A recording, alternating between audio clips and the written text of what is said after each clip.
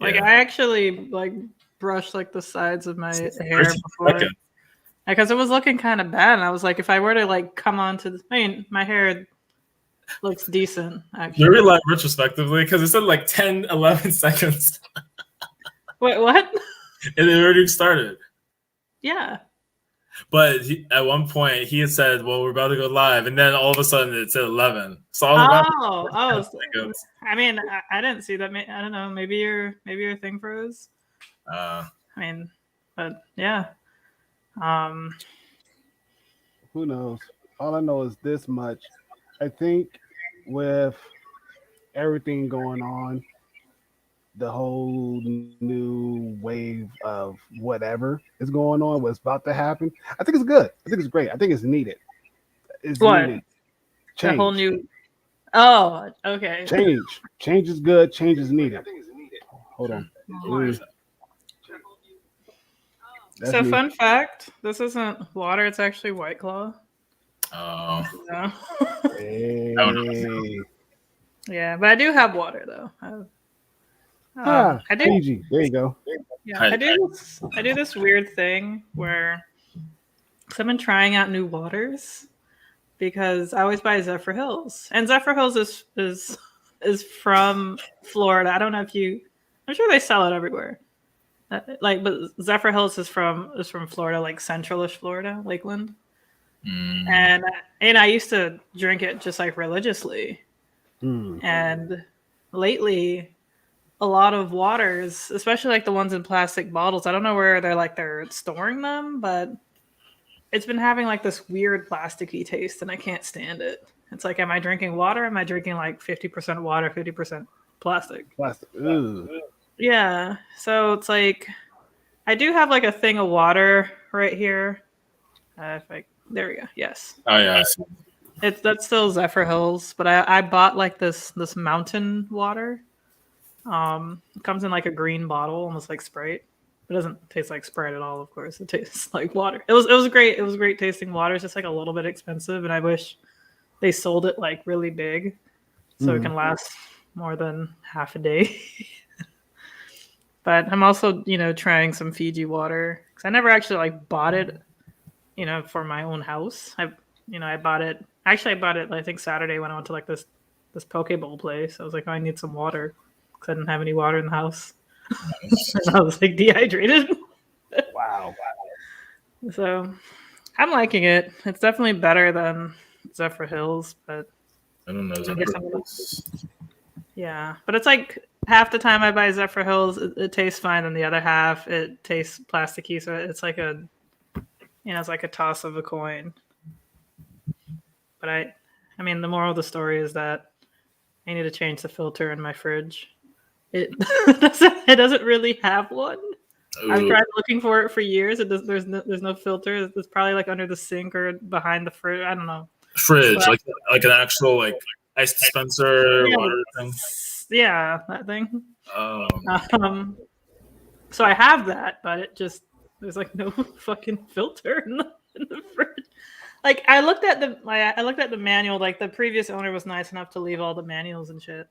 And I looked at the manual several times, and it said, "Here's the dispenser," and I'm like, or like not the dispenser, like the filter. I was like, it's not there. It's like in some models it's here. It's like, okay, what about the other model that I have? Because it's not there, and it just doesn't say. It's like, well, this is a stupid manual. It's a little problematic, yeah. All right, so I have to. There's probably like some other filter. Like my contractor, like the one who did like my bathrooms and stuff like that. He says that he could probably find it, and I have a friend who should be able to do it. So I just have to buy the correct filter eventually from Home Depot. That is literally right up the street. Just have to do that one day. Oh, that's convenient. But in the meantime, it's going to continue buying problematic water. Oh man, that's life of a homeowner, I guess. Mm-hmm. I know. Sheesh.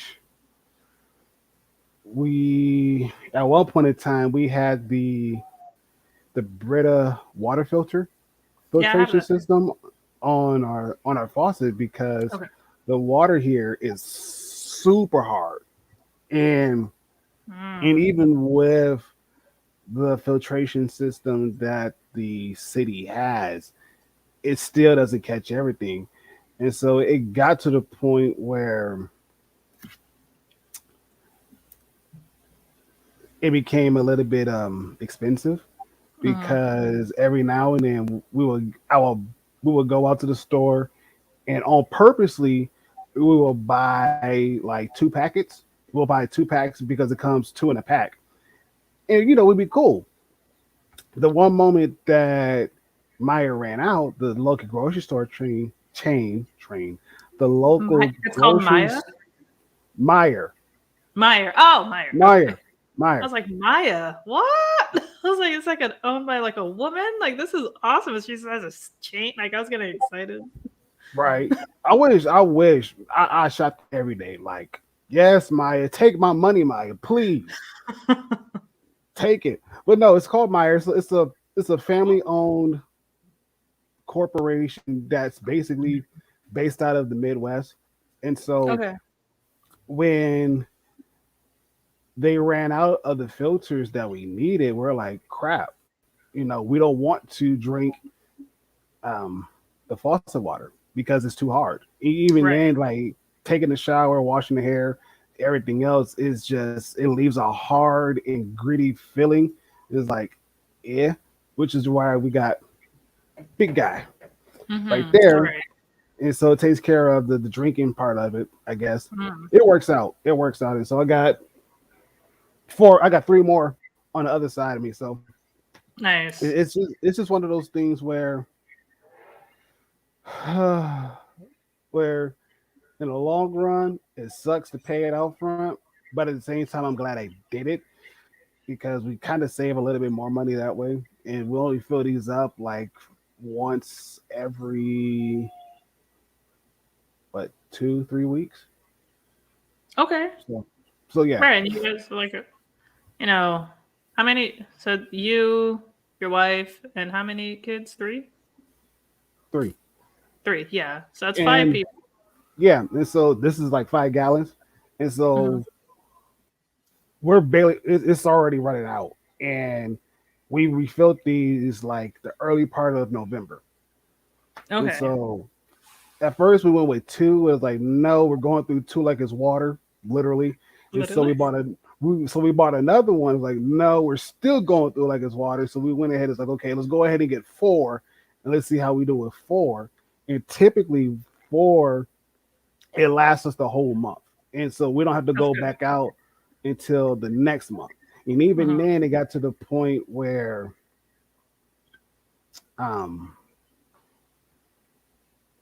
it lasts like a little bit longer. So maybe like a month and a half, then we're going to refill it up. So Nice. it works.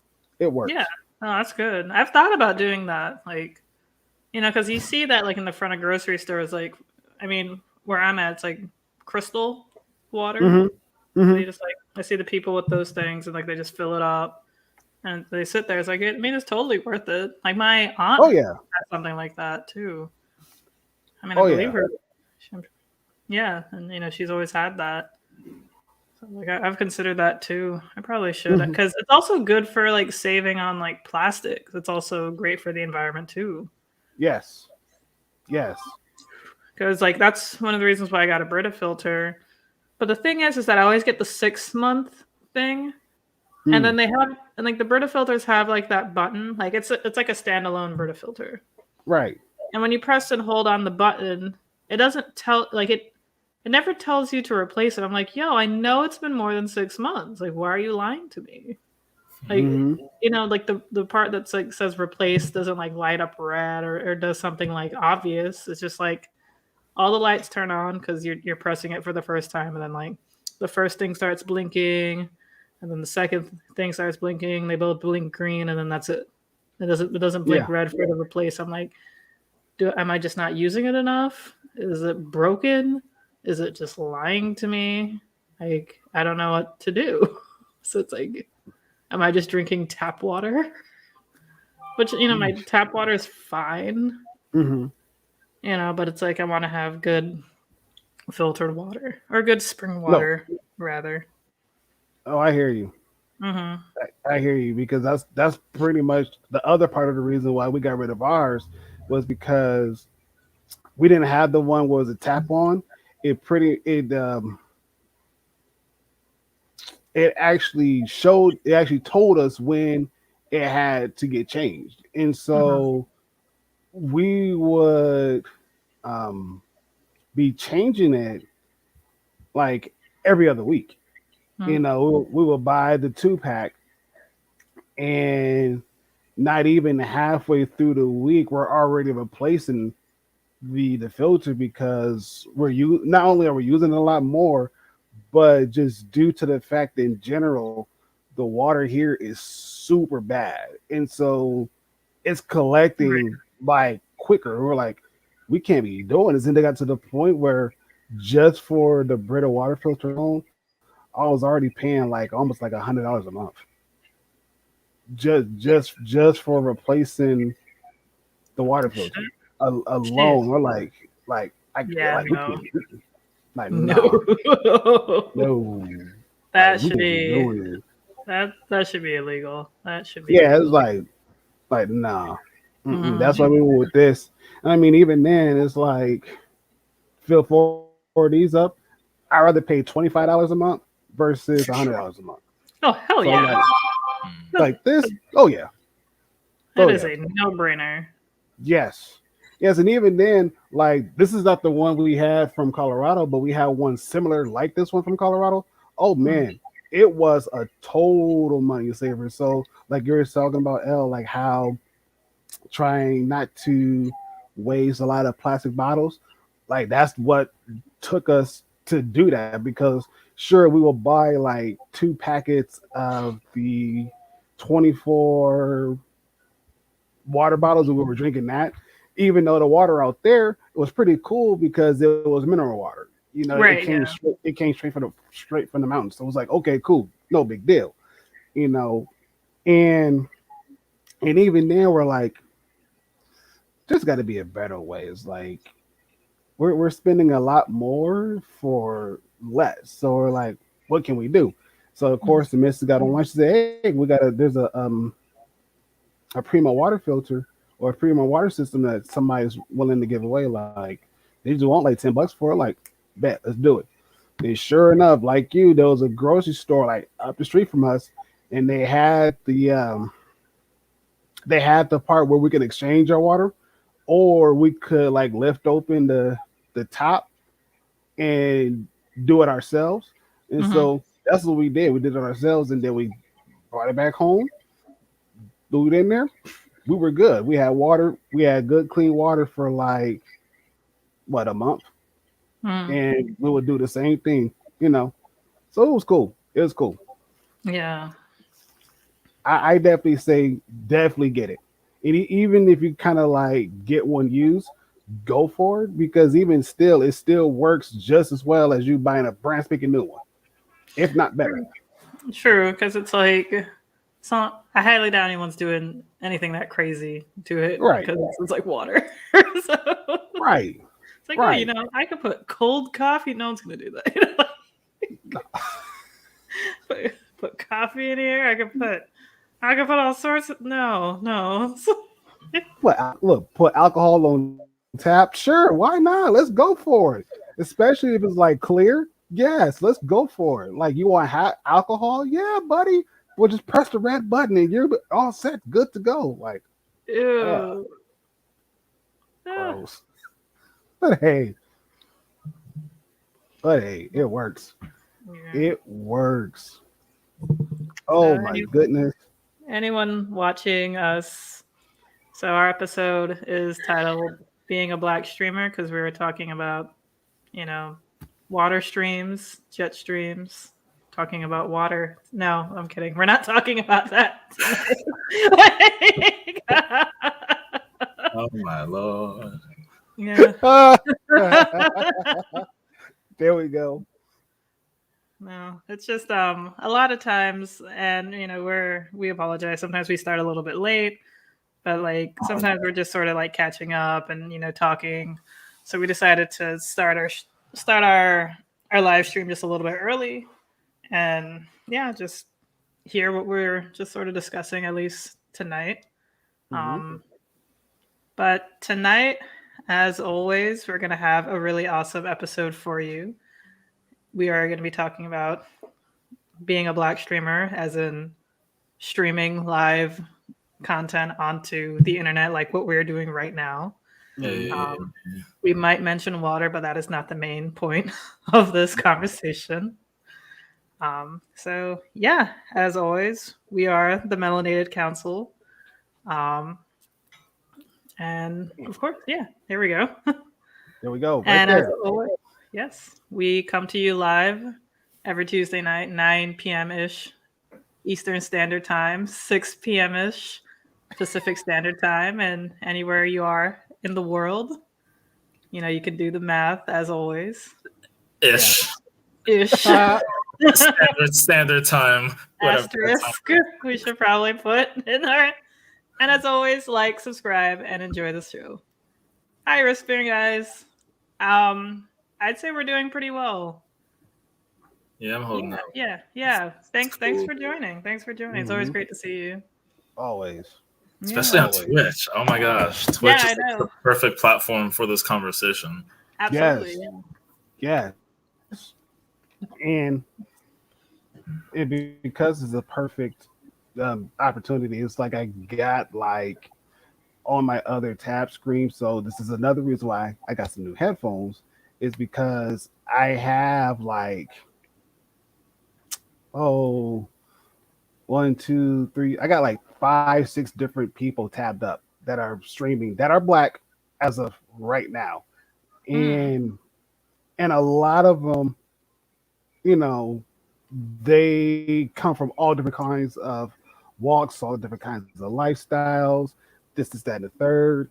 And speaking to one of them who's actually streaming right now, I had posted a question in the Discord, in her Discord server. Speech impediment. I have it. It's real. Anyways, asked a question like, hey, doing the podcast and we're looking for topics and, you know, looking to see what kind of thing is impacting the Black community. And of course, the one thing that came up was, hey, how about, you know, talking about being a Black Twitch streamer or just being a Black streamer in general, because of the fact that a lot of times, a lot of people don't realize that there are actual Black streamers that are out and they don't know who they are. And so I was like, oh, okay. And then another person said that's true, because a lot of times, even within the own Black community of streaming, especially on Twitch, you don't see a lot of togetherness. It's almost a crab effect where they see one person make it, but at the same time, because they didn't make it, they want to drag that person down, you know, and just try to do whatever it can to pull each other down, but not necessarily elevate each other, because there's a lot of money floating around in Twitch. There's a lot of money floating around on Twitch. And the one streamer said, and she said it like this, she said, there's too much money floating around on Twitch for nobody not to get it. It's too much. It's too much. And then she went on to say that because of the fact that when you go on Twitch, you see majority, you know, white folks on there. You hardly see any Black folks, hardly.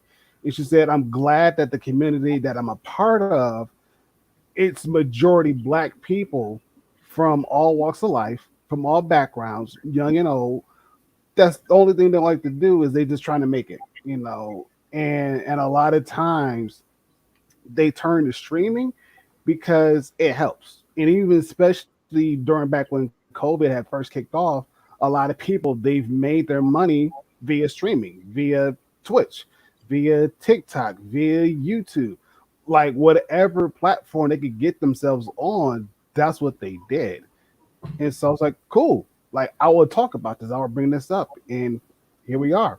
we're talking about this, and of course, you know, right there, boop, that's pretty much my screen name on Twitch. And so I am one of those few, actually not even a few. I'm I'm a handful of a black Twitch streamer that streams, and it So is has it its ups and really? downs.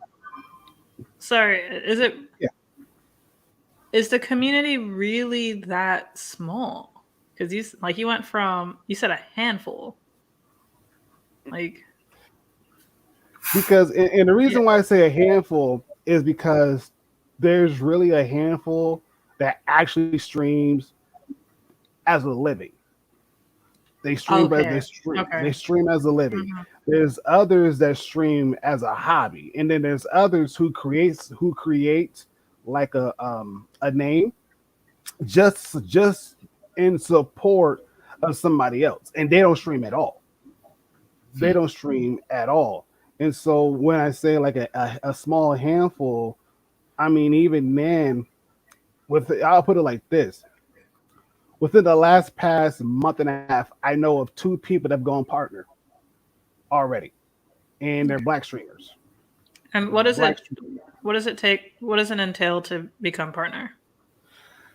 Okay, so in order for you to become partner, you first have to become affiliate, and Okay. even becoming affiliate, it takes a lot.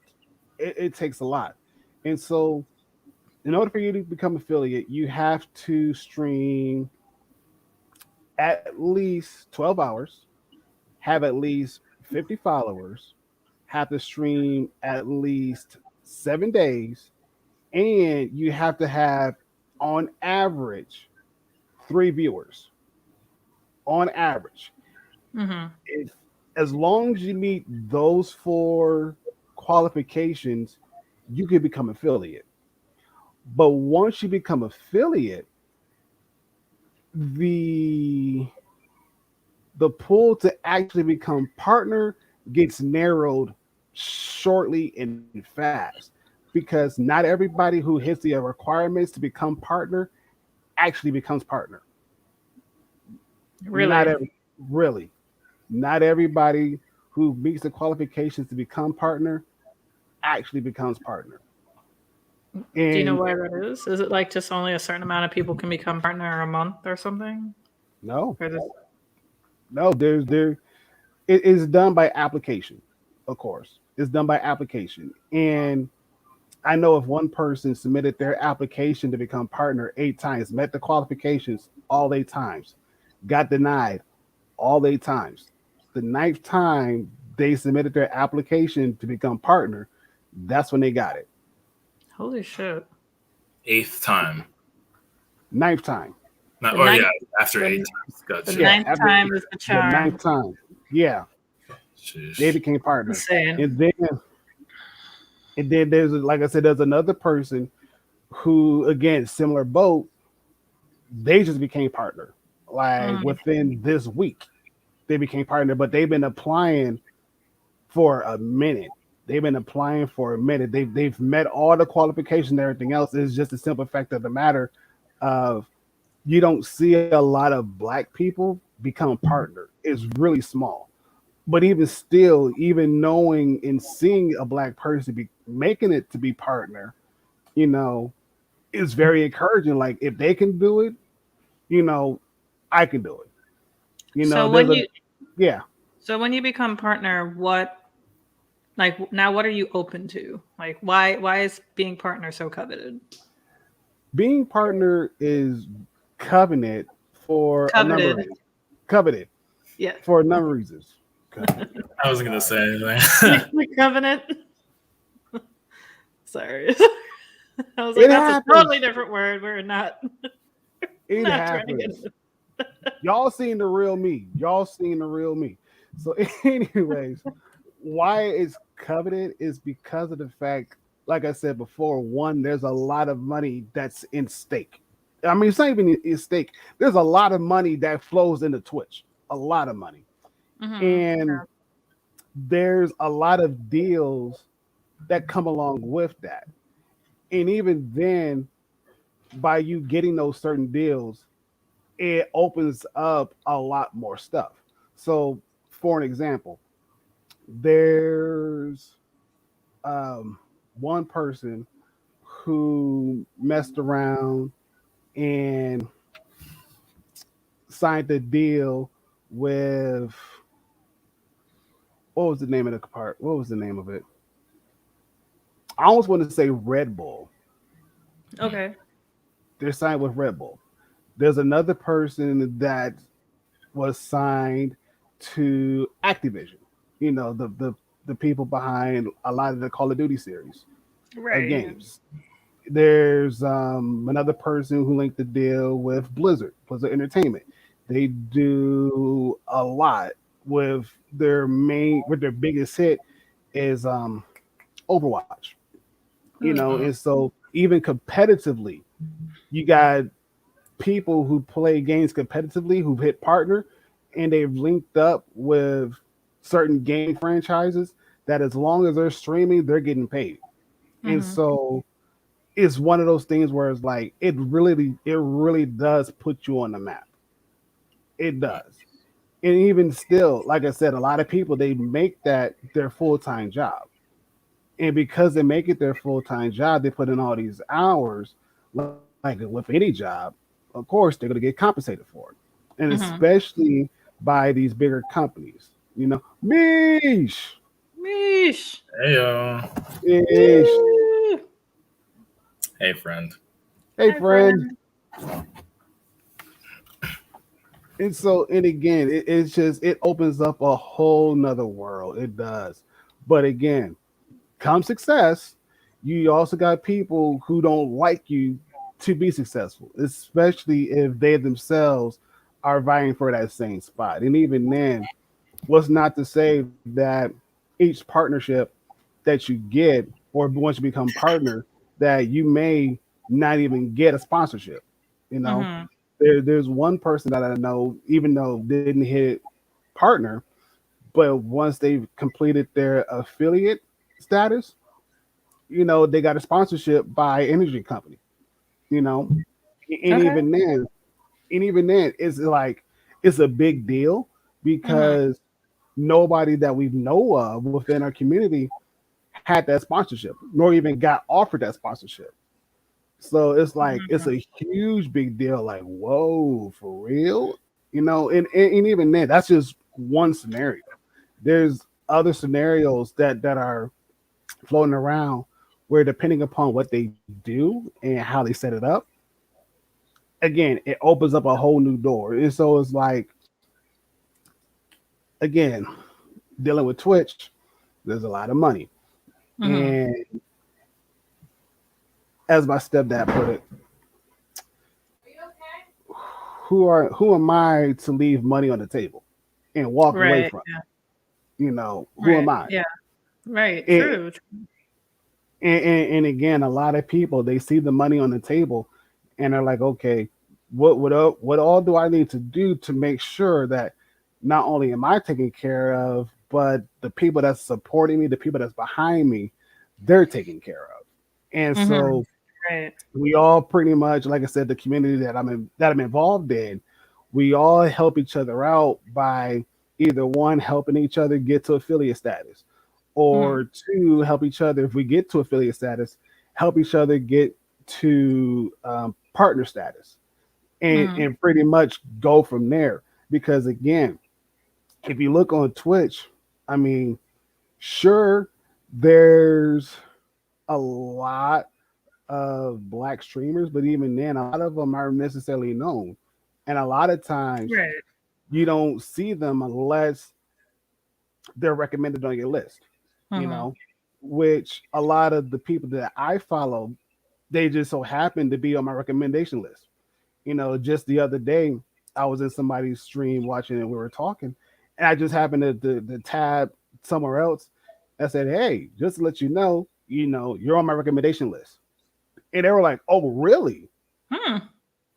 And again, it's a big deal because you have to stream a lot of content and be on air for a certain amount of time in order for you to be even remotely placed on a recommendation list. And that says a lot. That says a lot. And even then, I know one streamer that's a young lady who was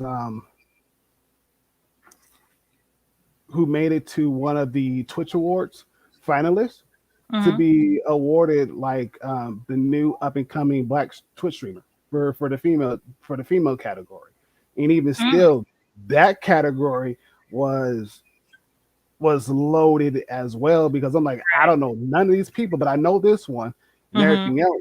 And when I went to go look at what they're doing, I'm like, holy crap! Like, there's a lot more Black people that I didn't even know of that streaming, especially on the lady side of the coin. There's a lot. And so when it comes to Twitch and when it comes to Black streamers, like, yeah, there's probably more Black streamers out there than any of us could probably imagine. Right. But even then, it's like you have to know somebody who actually knows that person in order for you to kind of make that contact. And so a lot of the communities that I'm involved in, a lot of them, they know somebody that knows somebody. And we all just pretty much interconnected. And even still, a lot of the communities are pretty much their own, but they still branch out and help out whoever needs the help.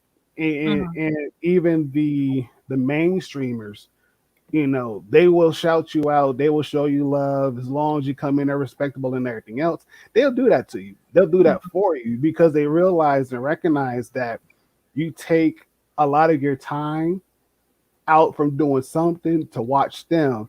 And even then, sometimes it's like, you know, you don't know that person, but you know people that know that person. They're like, yeah, go follow this person. Or, yeah, go follow this person.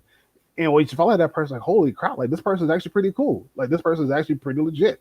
You know, there's one guy I pretty much watch now faithfully every morning before I get ready to go to work.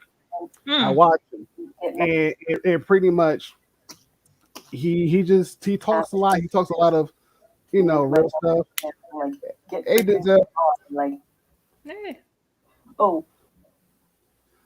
Yes. Very true. Oh, yes. What's up to Wait a minute, Denzel? I actually know Denzel in real life. Wonderful to see you. Y'all Up got here. I don't know.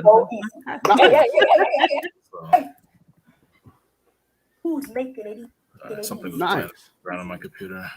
No, you're good. You're good. And yeah, to be sure, absolutely right. Professional networking, yes, that's exactly what it is. That's exactly what it is. It's professional networking. True. And even then, like I said, there's communities within communities that's all they do is just network people. They just network with people and they just help people get put on. And it's so helpful because a lot of times, you know, they may not get a lot of views, you know, and let the one person who has, like, let's say 50 viewers at that point in time comes into the small person's viewers.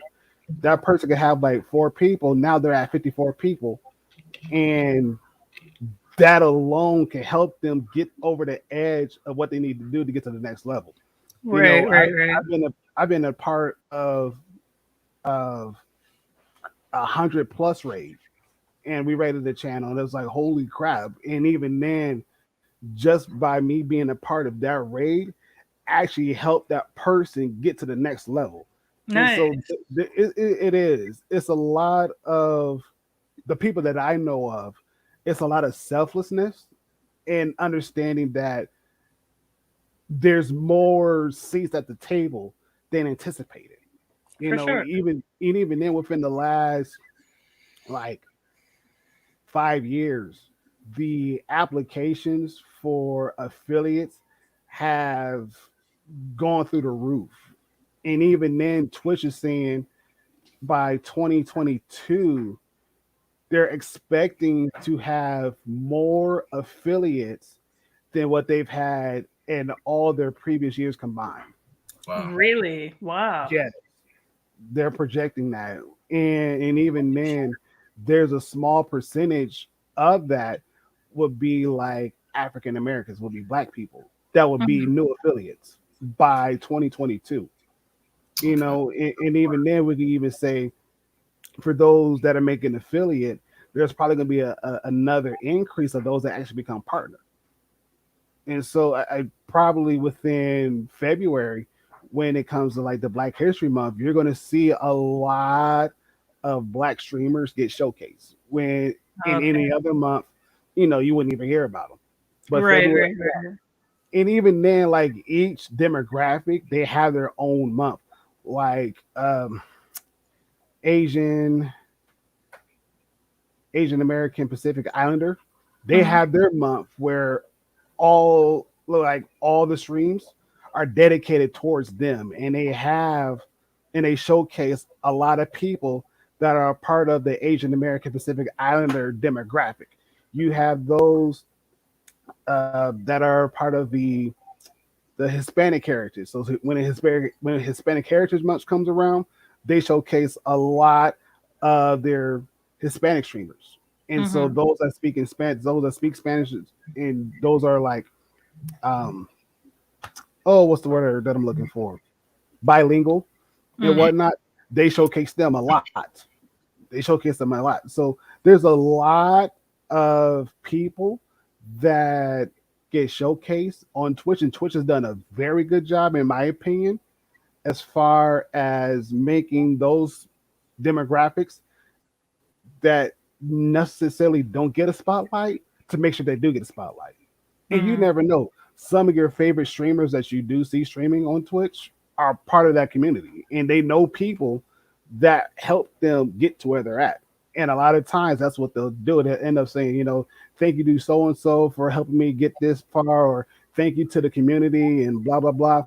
You see a lot of times, a lot of the streamers give back to the community that they came from, because they know without that community, they would not be where they're at right now. That's good. This is sort of reminding me of like people who, get into sports, like athletes.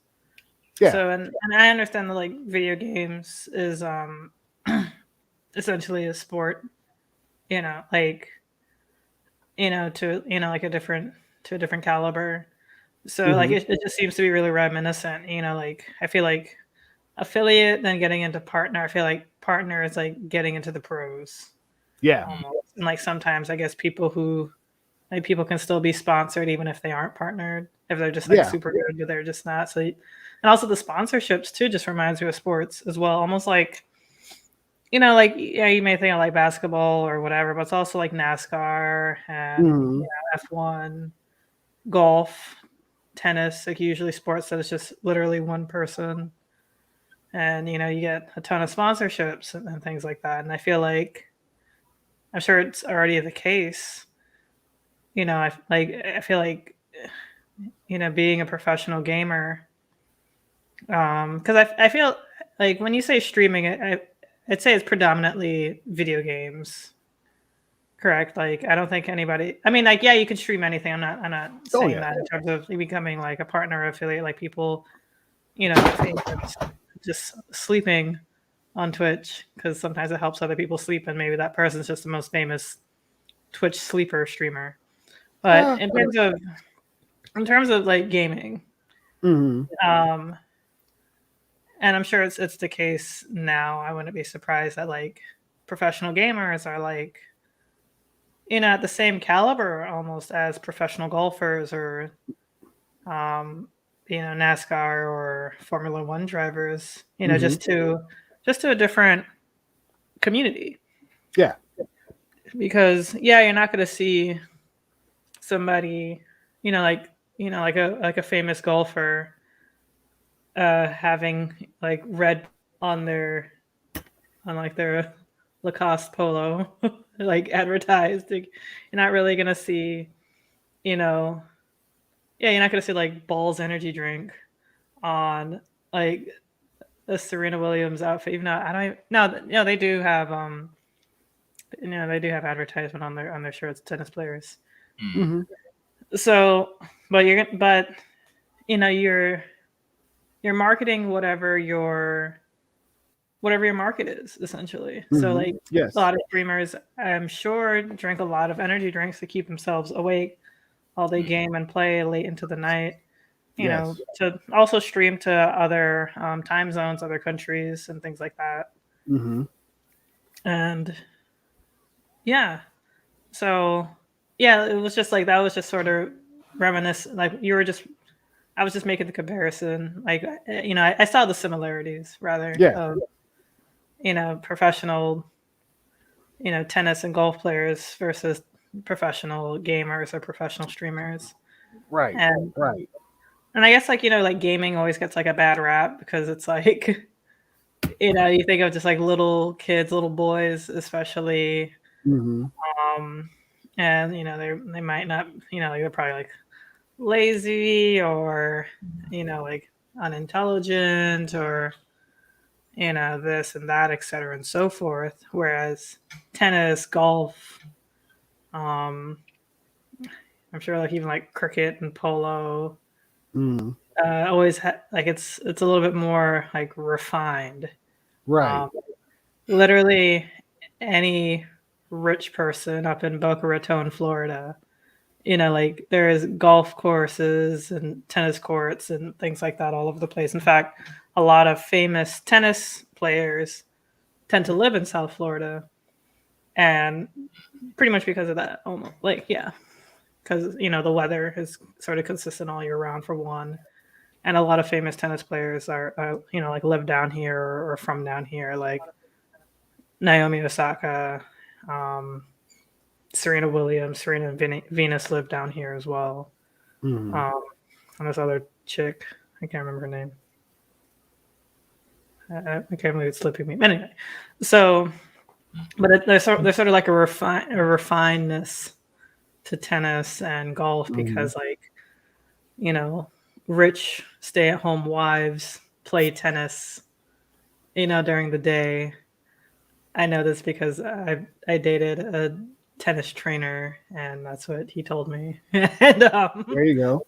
and you know, like men play golf. You know that they say like business deals are always done on the golf course. Like you gotta learn how to play golf if you want to like make a deal, and if you got invited to you know play golf at the with the boss or whatever, then you know you got to really show out.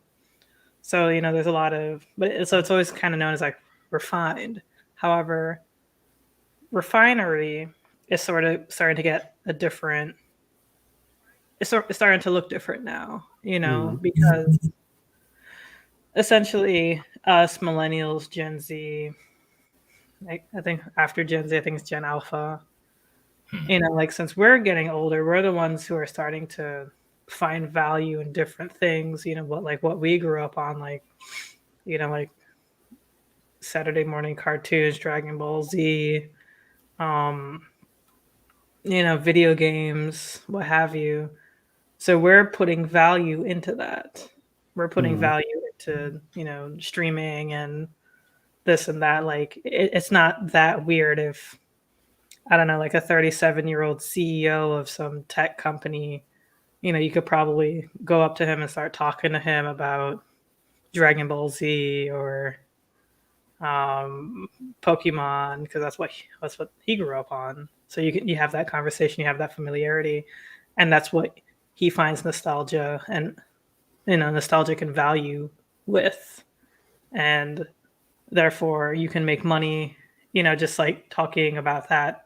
Like I mean, I want to say, well, yeah, you can, but you can find like camaraderie, you can find like some sort of relationship with that. So essentially because we're the adults, we're putting value into these things.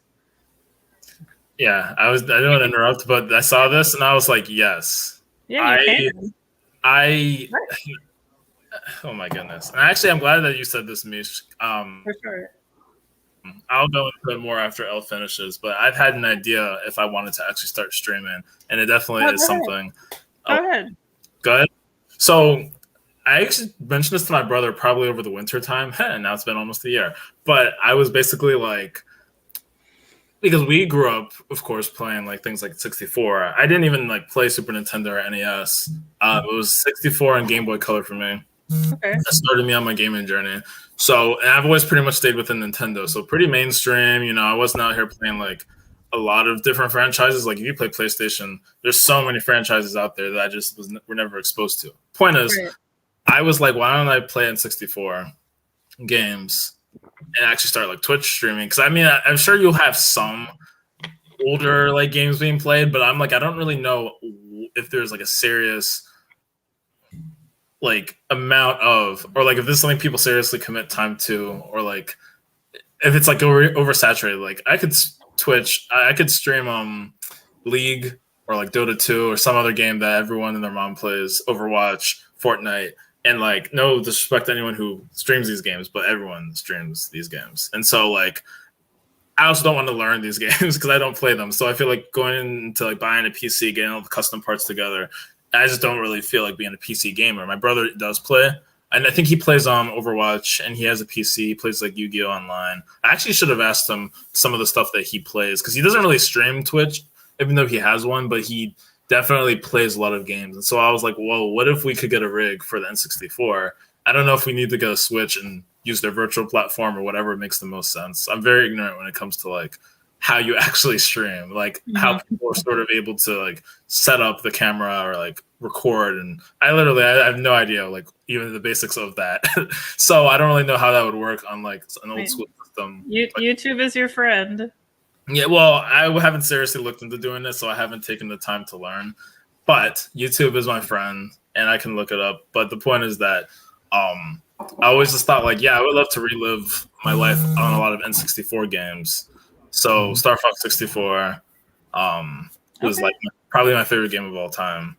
Solid game. Really Yes, fucking it good. is. Yeah. I mean, Super Smash Bros. Of course is like always up there, but Star Fox 64 is a game. Me and my brother has so many like inside jokes, just like quotable lines, and I just love the game. And I haven't played it in a while.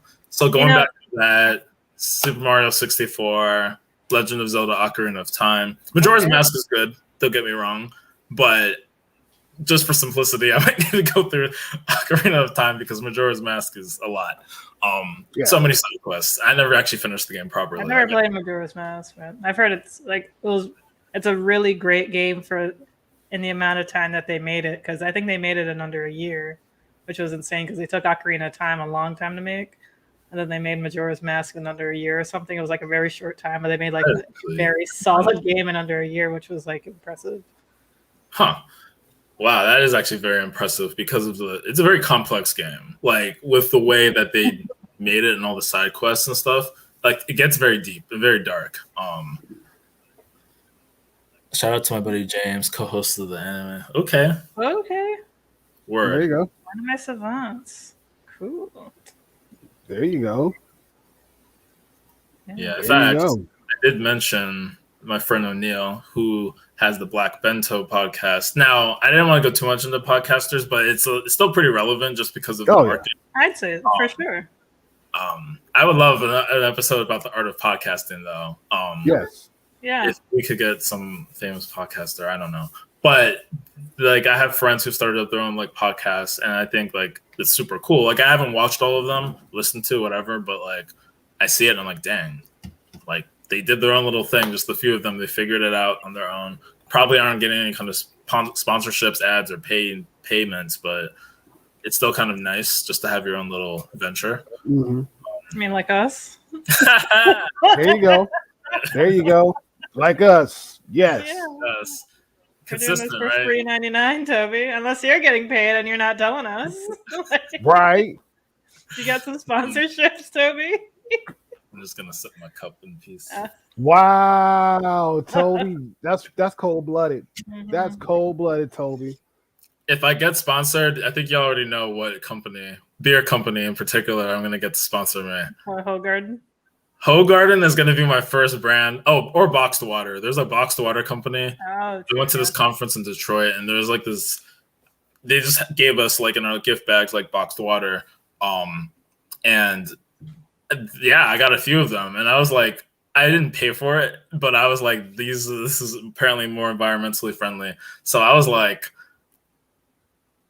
God, I don't remember what the joke I said was, but something about boxes, and I was just like, yes, I actually would not mind being sponsored to talk about Boxed Water. Hey, whatever floats your boat. Whatever Okay. floats your boat. But anyway, But to your point, Toby, it's really simple to get started. It's really simple. You don't need a whole lot of equipment. And even then, when you're talking about streaming a lot of the old school games, a lot of people, believe it or not, they do. They stream a lot of old school games and they do like speed runs. And mm, so there's streamers that dedicate their time doing speed runs. I know I was watching somebody, they did a speed run of the Super Mario 3. Did a speed Okay. run of that and try to beat that in like what, an hour? I think that's was the goal. Holy shit. the one with Yeah. the suits, like the one with the Hammer Bros and all that. The curtain. Yes, the curtain from the Nintendo, from the NES. Yeah. Yes. NES. Yep. Hmm. Yes. Speed run, try to beat it in an hour. And I'm they guessing and that's like they had it like sped up like the controls and stuff. I'm assuming they're probably doing it on like their computer, like some sort of emulator, so they could like go fast throughout. Really? no, And then beat it no, in an what hour? Like there had to be some sort of like glitch in the game that they had to go through. no, and this is the beauty of streaming, because of the fact that it would be easier to do it that way. There's no challenge to it, and so True. basically what they did was they get a caption card, which costs anywhere from like on a low end 50-60 bucks to get like a really good stinking good one. You're almost paying like almost $100-$200 for a really good capture card. And basically they use that, link that up to their the old school system, and then get it set up to their computer. So they're streaming it at the same time to make sure that there's no glitching or anything else. They on purposely point the camera at their system while they're playing it, so without a shadow of a doubt there's no funny business going on. There is no Okay. funny business Okay. going on. And to Toby's point again, that's what kind of got me to thinking of actually starting streaming, because like, oh, that's pretty cool. Like you're able to do that. And people get into it because it's like you're reliving my old childhood. I remember somebody, yeah, they did a speed run for Super Mario 3. I'm like, holy crap, he's actually doing it. Especially the same trouble levels that as a kid I always struggle with. They were flying through it in like seconds. Like, holy crap, are you seriously beating that in seconds? Like, yeah, no, it's a speed run. Like, we're not gonna dilly dally. We're not gonna even worry about getting coins. Like, no, we're probably gonna get some of this, get some of that. Other than that, no, it's a speed run, and we're gonna try to beat this game in like an hour, if not less. Some games it'll be like 2-3 hours, where it would Right. take Yeah.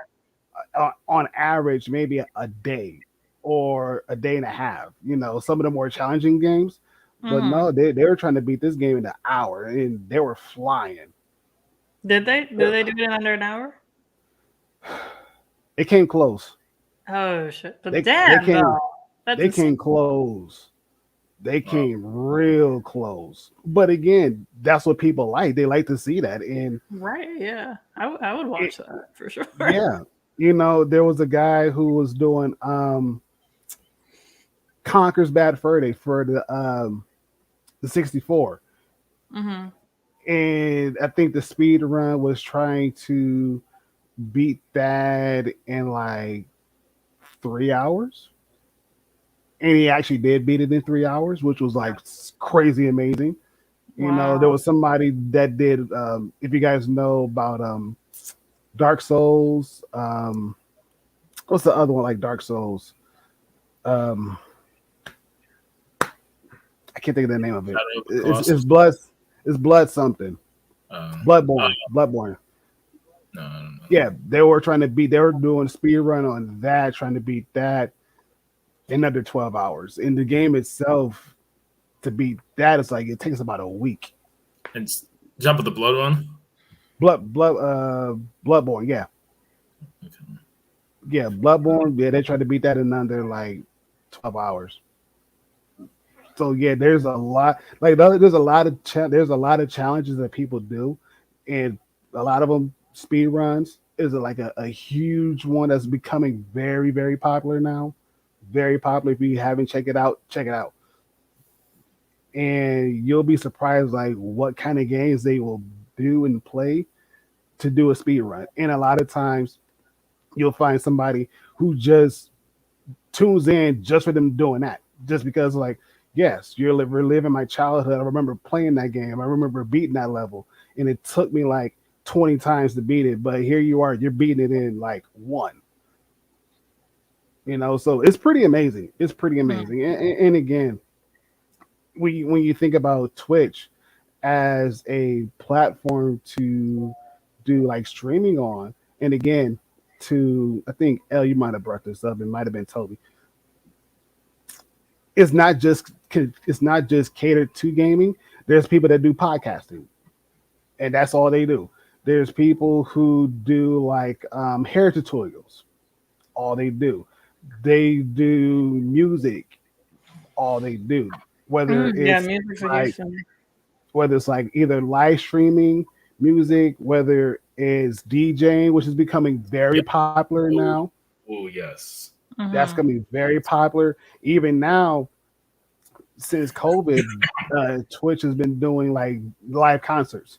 So you really don't have to leave the comfort of your home. You can watch a live concert on Twitch. You know, they're just now did live sporting events. You know, it depends on the terms and conditions in order for you to do it. As long as you're within those terms and conditions, you can stream it. But again, you got to follow the terms and conditions. You know, if you break terms and conditions, yeah, they shut down your profile. Quick, fast, and a heartbeat. Quick, fast, and a heartbeat. So keep an eye out for that. And there's a lot of stuff that's been going on. And like I said, that's just only from the Twitch side of things. I mean, you look at YouTube, YouTube's basically doing the same thing now. You know, you got that's another one a lot of people been telling me about. A lot of people they're starting to stream on TikTok now. And Right, true. Yeah, now it's been- TikTok has it's- like live. yeah, it's been picking up slowly but surely. Of course, you got Instagram Live that's been picking up. And then a lot of people, believe it or not, they're actually going over to Facebook and actually streaming on there True. because Facebook is a little bit more lenient in some aspects versus all the other streaming platforms. But then again, it's making itself known. So it's like there's multiple avenues that multiple people, especially Black people, people of color, that they're going in those avenues that at one point in time were like closed. Now that door is actually open and a lot of people are taking advantage of it. So it's like, why not? Right. Like if you have access to the internet, you can do so many things Oh yeah. and be found by so many people. You know, like Yes. you know, like Toby when Toby was saying how he had the idea of like streaming like some old school games, it kind of reminded me of like this because I've been wanting to, you know, get into streaming. I'm Mhm. going to I don't know, whenever I get my second bedroom set up with lights and furniture and Mhm. things, I was thinking, I think it'd be kind of funny and interesting because I tend to, on like first dates, I tend to bring guys to like a video game bar and, you know, like play against them. But I mean, it'll be like risky to just bring a guy home, but I wouldn't be totally against it, depending. And, it's like, hey, as a first date, would you want to stream on this to see if you're even worthy? There you go. There you go. There you go. It's an Make it a idea. challenge. Yeah. I'm sure there's people on Twitch who do that. But once again, like, don't let, and I'm saying this to myself as well, like, don't let what other people are already doing that's similar to your idea discourage you from doing your own thing because, you know, when you go to a grocery store and you're picking up like, I don't know, like a mustard or something, like you don't see just one brand of mustard. You know, you don't just see Heinz and then that's it. You see all sorts of different brands of mustard. You see all sorts of different types of mustard, but it's like, why do you pick the mustard that you buy? when you're buying yogurt, why do you buy that yogurt? When you're buying water, like we were just talking about, why do you buy that brand of water? And there was like, you know, like a plethora of reasons as to why we buy the things that we buy, why we, you know, choose the things that we choose, you know, why we buy the type of car, the, you know, this or that. So, you know, there's, you know, long story short, there's something that you provide that nobody else can. There's something unique about you that other people will gravitate towards you for you. You know, you don't really have to try to be somebody else, or you don't like, you just have to be, if you choose to be a better version of yourself on your terms. Don't be a better version of yourself because you know, you think you need to, or don't be a different version of yourself. That doesn't feel like you. So yeah, so you know, if there's somebody doing what you're doing, don't let that discourage you. Just try to, you know, be your best. Yes, agreed. Yeah. And it's funny you brought that up too, because the reason why I got into streaming was this guy by the name of Brandon Ramos.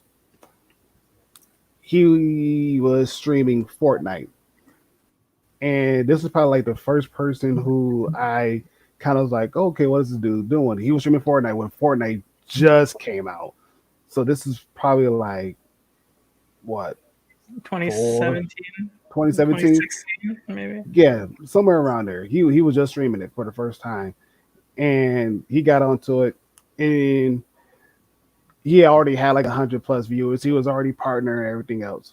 When making partner was super hard to do. He already hit partner. He had a sponsorship, I think, by Mountain Dew and another one. But one of the guys asked him in his chat while he was streaming, he was like, you know, why do you stream? Like, what about streaming that got you into it? And he basically said it like this in the same verse as you said. And I remember it's clear as day. He said, the reason why I stream is because I do it as a hobby. Even if I didn't have 100+ people watch me, if I didn't have the sponsorships that I have, I would stream this as a hobby. And that's the reason why I do it. He was like, you have your own reason why you're doing it. And it could be just because you like this game a lot and you want people to enjoy the game that you're playing. He said, go for it. He's like, don't stream because of somebody else is streaming the same thing. It's like, you never know. You might get the one person who comes in and watch you play just a specific game because you're playing it. You know, it doesn't matter if you're good, doesn't matter if you're bad at it. It's because of you. They're coming for you. And he's like, I don't care about all the fancies and everything else. Mind you, he was already ranked like top 10 in the world for Fortnite. You know, and especially when not a lot of people were getting on the Fortnite, but then again, because he was streaming it along with other bunches of people who were streaming it, it got a lot of people involved. They're like, okay, this is Fortnite. Like, okay, we could probably do this. And so Battle Royale was just being introduced into like the consoles systems. I mean, of course, we had BRs for PC, you know, of course. But for like a console version, it was like still a brand new thing. And so a lot of people are like, okay, cool, great. He was like, yeah. He was like, do it. Go for it. He's like, even if you don't get one, he said, if you get one person, stream for that one person. Go for it. Yeah. Stream for that one person and go for it. He was like, you'll be surprised that one person can probably turn around and bring you 5 more people to come in, and them 5 can turn around and bring 5 other people. Before you know it, you already have 20 people watching you stream just this one game, regardless if you're good at it, regardless if you're bad at it. And that stuck with me. And that's the reason why I stream. And it's ring true. I stream a variety of different games and everything else, but they come just because of me. And even if they don't come, they have me tabbed up, and because they're working and whatnot, like that's still cool. You know, that still counts. When you get back, just let me know how you're doing. Just say hi. That's it. Go about your day. Because I get it. I work too. You know, I stream sometimes in the morning. And And it happens. It happens. But I am Mhm. appreciative of those people that come in. I'm appreciative of those people that take that extra time out just to come and say hi and Mhm. everything else. And so for you two, I don't want to say an advice, but a suggestion. Don't wait till you have the perfect settings to stream. Go for it. I Yeah. mean, even if you look on my on my streaming channel, hey, what's up? I Hey. mean, even this knucklehead down here, even he streams. Okay. Even he streams. And even then, you don't have to have the best setup. You don't have to. Like a lot of times, actually, matter of fact, 10 times out of 10, I'm streaming in my living room. But you will never know it unless I take down the blue screen. But even then, even then, the blue screen is not as big as people think it is. It's really not. It's just utilizing the space that I got, and that's what I do. Right. And True. so, for anybody that's looking in the stream, I'm telling you, go for it. That's And true. in the words of L, if you're gonna do it scared. Yes. Exactly. Oh Yeah. yes. Right. If Yeah. you're No, going to yeah, you're do it, right. do it scared. If you're This gonna do it scared, and it's going to pay off in itself. Mm-hmm. And as a person that's actually towing the line of becoming an affiliate, yes, it's worth it. It's worth it. Okay. Do it. I guess Do I it. should try to figure it out. But yeah, I mean, honestly, we do have. Well, if I'm gonna do like use my Switch, I do need like something else. But I guess for the most part, I have all of the equipment. Maybe I could just do it in my living room for now. Hmm. I don't really have a green screen, but I mean, whatever. Y'all are just gonna see whatever the hell's behind me, like Yeah. as we do now. You know, like that I'm feels not gonna explain to you what this door is. You know, you just have to figure it out. But Yeah. Oh yeah. and Oh this yeah. is You be looking crazy, and I have nothing on my walls like a like a axe murderer. But so oh I did get Lord. some things though. I did like I do have a piece of art that I need to hang up, and I got some more stuff. Hmm. So I look a little less axe murdery in my home. Stop it. Stop it. But no, go for it. Go for it. And even then, it's like the one thing that I found out when connected with all my other people that are streaming. Like a lot of times, that's what they do. They have a setting where when they're streaming, that it kind of blocks out the area behind them, and only thing they show is their face, and that's Mhm. cool. So You're right. you don't necessarily have to have a blue screen. And even then, there's people that I know who stream on in their living room. Is like they got a nice space, and they see your couch, cool. They see your refrigerator, cool. You know that could be a really good conversation starter. You never know. Right. True. You Yeah. never know. You And also, it's never know. inspiring. It inspires them too, because it's just like, yeah, this person is not, like their camera's blurry, their audio is, all over the place. But Yeah. they're still doing it. Like it's like if they could do it, it's like I have a Yes. better place than them. Like I could, like. I mean, I know it's like not the most positive way, but it's true. Like it's like okay, if they can do it, this regular Joe, I can do it too. Oh yeah. Oh yeah, and even then, like the people that I watch, they're not by any means necessary. They're not professionals at all. I call Mhm. them sailors. That's the best way I could put them. I call them sailors, and probably the best sailors that I will ever meet in my life because they're average. You know, not only are they average, but they set themselves apart from everybody else because of their personality, because of their uniqueness, because of their approach to certain topics, you know. And it's like, I'm down. You got me sold. You know, like I said, the Mm. one guy that I watch first thing in the morning, we drink coffee. And like him and all of the other people, that's all we do. We sit around, type, drink coffee, and we talk until he starts playing the game. And even then, when he starts playing the game, he basically pauses the game and talks about what's going to happen, and even asks the chat like, "What should I do? Should I do this? Should I do that? Should I do this?" And it's like we're just right there with him, like, go for it. And then when something happens, like, oh, and you see it in the chat, and he's like, what in the world? Like, chat, y'all done did this. Not my responsibility. Y'all voted majority rules and everything else. I'm like, listen, I'm sipping my coffee. I ain't got time for it. I think I just burnt my tongue. And it's cool. It's so cool. It's so cool. And it's like the best experience you could probably get. And again, like I said, I followed him because of my recommendation list. And I told like I found you because of course a lot of people have been talking about you, but at the same time, you just showed up on my recommended to watch list. And I clicked on it and boom. I came in, saw what you're doing, immediate follow. Why? Because you were just cool, down to earth, and you were talking about life stuff, and it's like I'm sold, you know. And so it's always a good thing seeing him.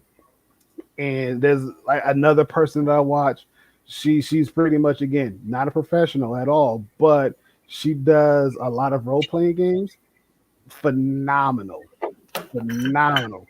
And so I watched her, I follow her, I'm in her community as well.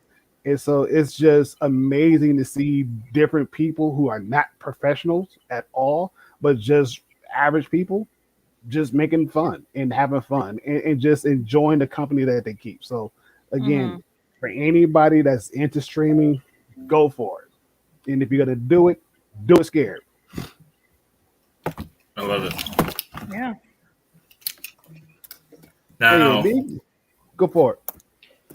I was gonna just posit a question to the chat because I have a lot of things I could say, At the bar. but why does this thing keep going off? Just like random background things that I decided to go. All right, close it out. The thing I was gonna say was I have questions and things. I have a lot of things I could say. I actually have a lot of things I didn't think of at the beginning, but now have popped in my head. But before I get down the hole, I wanted to throw it into the chat. What are some kind of one of the things I want to talk about were different examples of streaming that weren't video games? Maybe even you are not someone who plays games or follows games a lot, but what's like some live streaming, kind of very creative live streaming that you've seen, especially because of the pandemic? Like, what are some things that you've followed and seen that have gotten you more into like finding different content creators and streaming? So the short question is like, what are some very diverse types of streaming that y'all have seen in the last few years, especially? One thing that I know I was going to bring up was Versus, because Versus was just like a very popular. I mean, it was iconic. Like, their Versus is still a thing, and they've done stuff in person recently. They have DJ battles.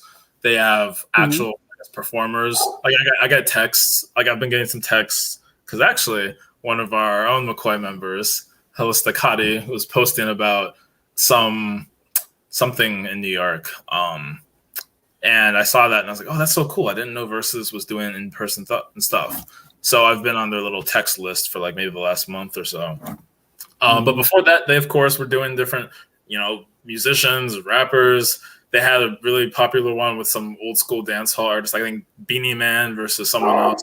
Can't remember. But they were really going in. So it was just cool to see like live streamers. Granted, these were already famous musicians, but the people who produce Versus, I mean, they got to like have their own have their own shot. Like, I don't know who the producer of Versus was, but you had some up and coming people being able to utilize that as a platform for music, for DJ. I mean, I've seen actual DJs also do a lot of DJing live, not so much on Twitch, but Facebook Live and Instagram Live. Mostly Facebook is the one that I know because Facebook Lives save. Instagram Live can save as IGTV. Now they rebranded, so they just call them videos. But I do know that there are people who've done like DJ sets. Like, I have friends who have been to their events in person around here, or people who I've met around here in Massachusetts who they find out they're a DJ. Then sometimes they would just do these DJ nights because the pandemic. There were times where you couldn't do anything else, so they would have like virtual dance parties where like some DJs would like just have the music going, people were on Zoom, and everyone can join in. Sometimes it would be Zoom actually. So there were just so many like creative outlets that people did with streaming, and that's why literally you could find anything to do because like people during the pandemic did everything. I think another popular one was there were some soccer players who would stream FIFA like during like because I think 2020 is not a FIFA year, 2018. So yeah, so it's not that the pandemic happened during the World Cup, but there's like other soccer matches that happened that had to be canceled. So there were soccer players who would like play FIFA. I don't know like what level of coordination they did this, but there were like multiple people from different soccer clubs playing FIFA, and or maybe other athletes would do that too with like NBA players playing 2K. So there's a lot of very interesting like things that you can do. I mean, granted, that's still video games, but like DJing, music, that's a pretty good one to get into. Just do a live set. I mean, people will hop on. It's like a party. Like depending on the time you do it, people might even just be like, "Oh yeah, I'm just sit on and listen to this guy with a good like set." Oh, comedy is actually that's an interesting one. Yes. I've seen people post on TikTok. I think Muda was the one who was he's a stand-up comedian. He does stand-up comedy on he posts clips on his TikTok, Nice. so that's an interesting thing to do live. Who streams self-solving approve? I approve 100% to that. I approve. Don't even get me started. I could find some pun, like 100 puns when it comes to math, especially when it comes to that stuff. But that's actually something that I could just be like, yo, let me work through some problems. Like I actually had an idea, which my God, we should definitely have a stream about like business ideas. Hopefully no one steals them. But just like various ideas that you probably were never gonna act on anyway. Exactly. Yeah. That's really the case. I had wanted to be like, why don't I like create a service like an Uber for I didn't really think of doing it as a stream, but streaming would be a way to like do something in real time and show your effectiveness, but like have like an Uber for like homework. Maybe not ethical, but if you need to get your homework done, especially like college level, like mathematics or science, engineering, I could basically be like, I can do like it's better if it's an online portal. I could like go and like do your work. So I could take assignments like freelance, just like with Uber. It's like, let me look at the priority. There's probably going to be surge pricing because this calculus homework is due in 6 hours and you haven't even started it. And I basically go in and do it. Ron's shaking his head. You're a parent. So I know you definitely are like, you don't want you wouldn't want your kids using some like. The thing is that it just seems like a bunch of rich kids will just be doing that. That's the problem too. Is I'm not necessarily just trying to like,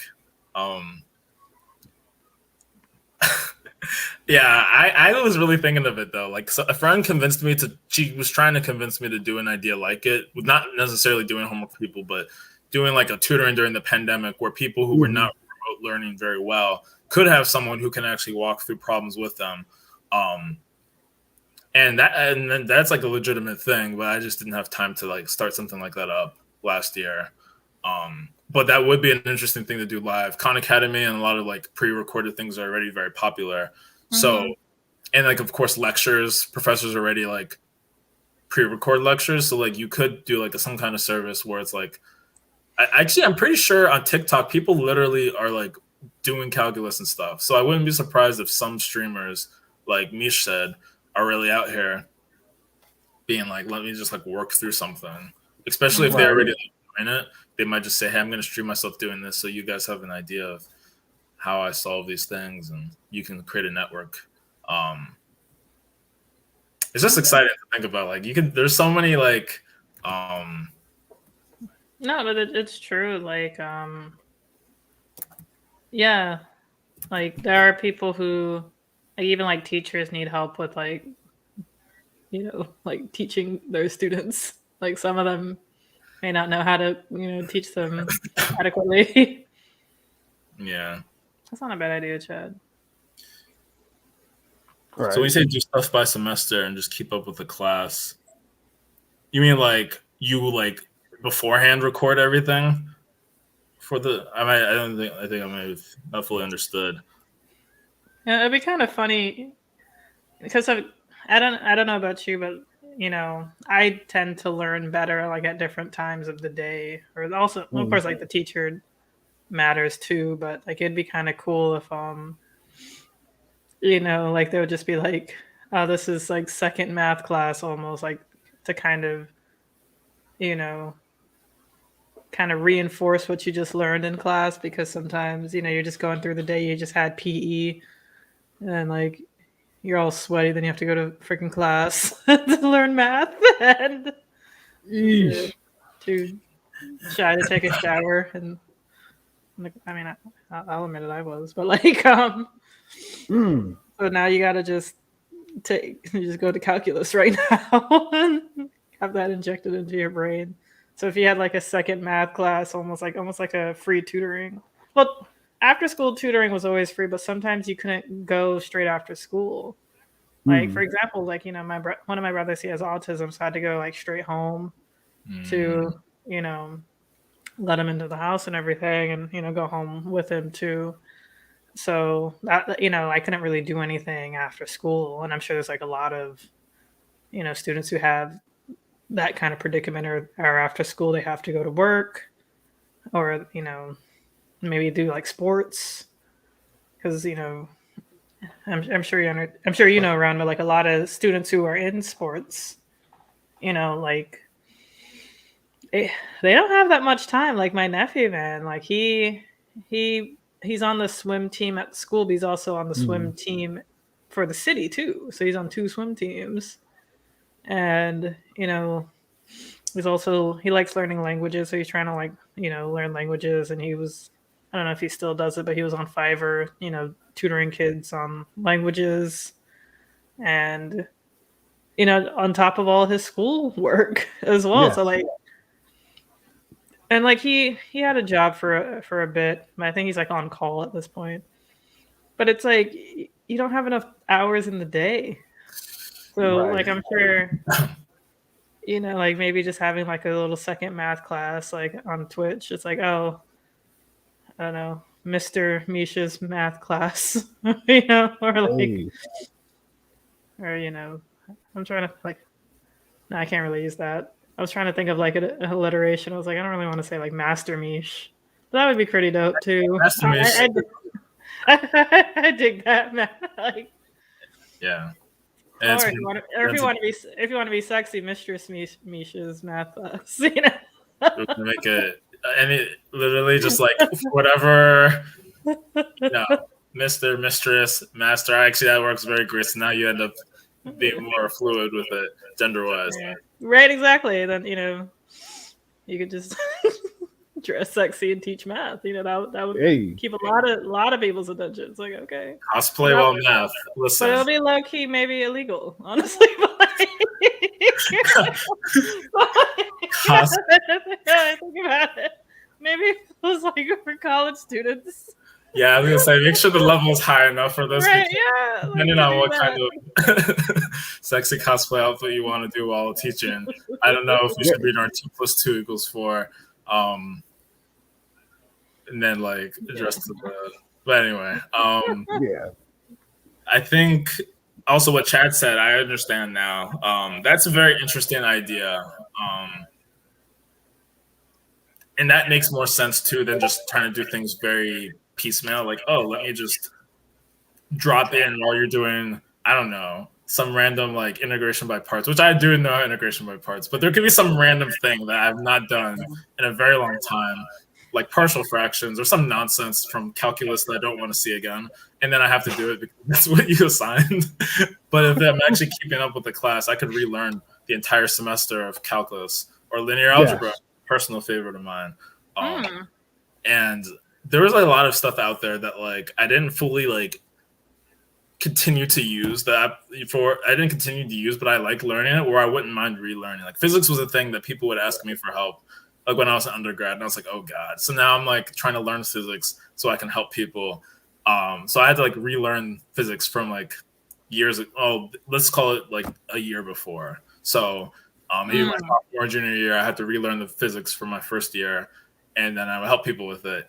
So if I actually was doing that though, like with an actual channel and setup, then sure, I could be like, okay, we're going to kind of go back like this semester I'm going to be doing physics stuff, and then maybe in the other semester it's electric magnetism physics. And then that way I'm actually keeping up with stuff, and I can keep up with like the book just in case I need like that as well to figure stuff out easier. But anyway, Yeah, I mean that would be, that would be kind of fun. Yes. because I actually like academics. It's just that like there's a lot of things about school that were not always very fun, but like I actually enjoy the learning process typically. So I wouldn't mind like kind of going back through some things and redoing it, reteaching it, resolving certain problems, and obviously for making money from it. Hey, For sure. I wouldn't be surprised if that's not already happening. If to that will be like a new way to hire teachers and or professors even to like, it's like, hey, instead of me spending thousands upon thousands of dollars, going through a PhD program or a master's or what have you, if you could just, I don't know, like teach online and even do, on your free time, just research on certain things and create some sort of dissertation or some, I don't know. I'm sure there's a whole bunch of shit to it, but I guarantee you, because I think there's like a new university, like University of Austin or something that's been in the news recently. I'm sure like maybe like newer universities that I'm sure will be popping up eventually. Like there might be different criteria in order for professors to be professors or teachers. And also with schools, I feel like anybody can be a teacher. Like I've been realizing that a lot of people become teachers after becoming substitute teachers for a while, and then they eventually become teachers. And it's like, okay, so that's one way to become a teacher. And then there's like the more traditional way of going to college and majoring in education. um, and what? Major in education, right? Oh, gotcha. So, like, Yeah. Like, yeah. So like there's that way, and then there's like the substitute teacher route to becoming a full-time teacher. So I'm sure, like there will be people who are streaming like classes or, like teaching science or teaching math or, teaching like reading comprehension or critical thinking or even like just other classes, like that weren't taught in schools, like you could, teach like history a little bit more in depth. Yes. And you can do that. And also like, since you can comment, just like now you can comment and like interact with the teacher, that's still almost like being, in class. And that will probably just be another way of being in a classroom. From the business world to high school math teacher. I mean, you're still like dealing with numbers though. So that's that's interesting though. From the business world. The business world is stressful as hell though. I mean, like I don't know. Like I feel like if I were to become a teacher, I'd most likely be a math teacher because that was just my strongest subject. And I feel like it's very straightforward to teach. Like English I always felt like it was really difficult for me because, like English was my second language and I never had a first. And I'm kidding. Okay, I was like, wait a second. There's a story time because I didn't know this. No, English. Story time. And unfortunately, only language. But It's very American. Yeah. The thing about English is that, English classes rather, is you're learning, like you're forced to read like these books that you have no interest in and no relation to at all, like John Steinbeck or like Charlotte, like Brunson. I forgot her last name. But like she was part of like these three sisters. One of them made like Wuthering Heights and Jane Eyre. You know, like you're like reading. You know, you're like forced to read like these giant dumbass books that don't fucking care about, and written by like white people. Like when I think back on it, it's like yeah, they're all written by white people. Oh And now you have man. to like learn about their interpretations of things. Bronte sisters, thank you, Chad. Thank you so much. So I know the story behind it. Like they were like their parents or like their dad. I forgot where he was from, but his last name was actually Brunty, and that sounded very like gross. So he changed it to Bronte, which sounds a little bit more fancy and high class. So that's why their last name is Bronte. Kind of like with Donald Trump, how like his grandfather, great grandfather was like Drumpf, Drumpf, and then he changed it to Trump to be, this, I guess, to acclimate. So you don't want to sound too foreign. Actually, that reminds me of a friend from high school who, and I only heard this like once. Like it kind of was so random when I heard it too. Her last name was Hale, and apparently there was German ancestry, and the name used to be Heil. But for very maybe obvious reasons, they had to change. They decided to get rid of that when they came to America. So, and I didn't actually know that she had that ancestry, like that, like she had German ancestry or whatever. But yeah, like the certain things, it's like okay, this is either gonna sound like something that we don't quite want. It sounds too close to dictator, racist, I don't know. So it's just, and I'm just like, oops. So it was just like, yeah, like there goes that name. Like can you imagine like being named Adolf and you're just like a regular old Joe, and now I'm like, well, can't use that name ever again in my life. Right. Yeah, no, it's true. Like, that's why you don't really see anybody with the last name Hitler. Because I'm sure they were like, yeah, no. I saw a story about Hitler's descendants. Like they all happened to live in America, and none of them had kids. And there was a rumor that they made a pact not to have kids. Like none of them really had the last name Hitler, but you can trace their lineage to Hitler. Okay. They claimed that no, there was no pact. Like I read this article just years ago, like maybe 5-6 years ago.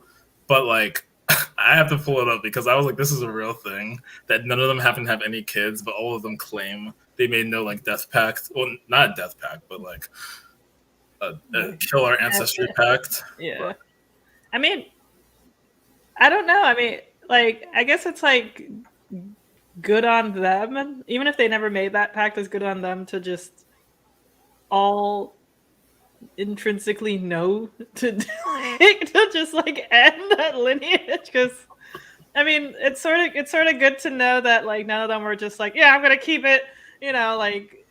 People who still hold on to the Confederacy. oh god. But like, it was just it's like, yeah, no, it's fine. It's fine. It's fine. He's like, we I understand that I didn't personally do this, but I can't. They're probably stressed through the roof. They're like mentally fucked through the roof. That they're just like, yeah, no, I don't want my kids to go through this. Are you fucking insane? Like, I can imagine if they like traced their own lineage or did like ancestry.com or something. Can you imagine like seeing the tree and just like, oh goodness. Yes, go back to Hitler's like, are you serious? Oh my, I can't tell anybody this. Yeah, I can't share this chart. And then like your cousin finds you.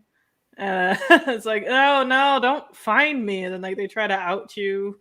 Oh, like it's like no, like, but like especially nowadays, like if you're getting fired for tweets from like 10 years ago, like you can't do anything if like your ancestor is Hitler. It's like that's like the worst thing to be canceled for is like if someone found out you had like Like imagine like someone, and honestly, not that I'm not pro Confederacy, but like Jefferson Davis was, I think he was the president, and he was like somewhere on the list of like the worst people involved. He actually was not that high up there in terms of his role, but like still imagine that like you were the some descendant of Jefferson Davis or Robert E. Lee or whoever. Like it's just like I can't do anything about this. Like you're not even like a pro Confederate person, but then it gets outed on social media, and I'm like, well, there goes your life. And it's like, wait, what? Exactly. Yeah. It's like, yeah, you can't help who you're related to. Facts. Yeah. Facts. Where was I going with? Yeah, I was just talking about yeah, like the books that we had to read, and you know, like with English, it was just like a little bit difficult because, you know, yeah, I wish like they gave us more books that I could like and relate to, because maybe I'd be more of a reader than I am now, because I don't really like read much, which is sad. You know, I always have high hopes whenever I buy a book. I'm like, yeah, I'm gonna like finish this book, but then I just don't. Not like I've never finished a book before. I've finished several books, but like, Disclaimer. yeah, you know, like Yeah. I know how to read, but like, and I enjoy it sometimes, but I guess it's just maybe like the books that they gave us. But if there was like some sort of after school or like some like a Twitch streamer who I could relate to, you know, especially if they were like a Black woman and they're like, oh, you're probably wondering why you're not liking these books, is because we most likely have, you know, like a old white lady English teacher, or like some, you know, like a white English teacher who's telling you to read these books because this is just what you're, I don't know, that's just what they're supposed to teach us for whatever fucking reason. And you just have to read these books that you can't relate to at all, or, you know, you don't really see the symbolism, nor do you care. And, you know, like, here are some books that will get you into reading or something. And, you know, maybe if there was like a book club or something. Yeah. I wonder if there's like a streaming book club. But would I do that, though? That's another thing.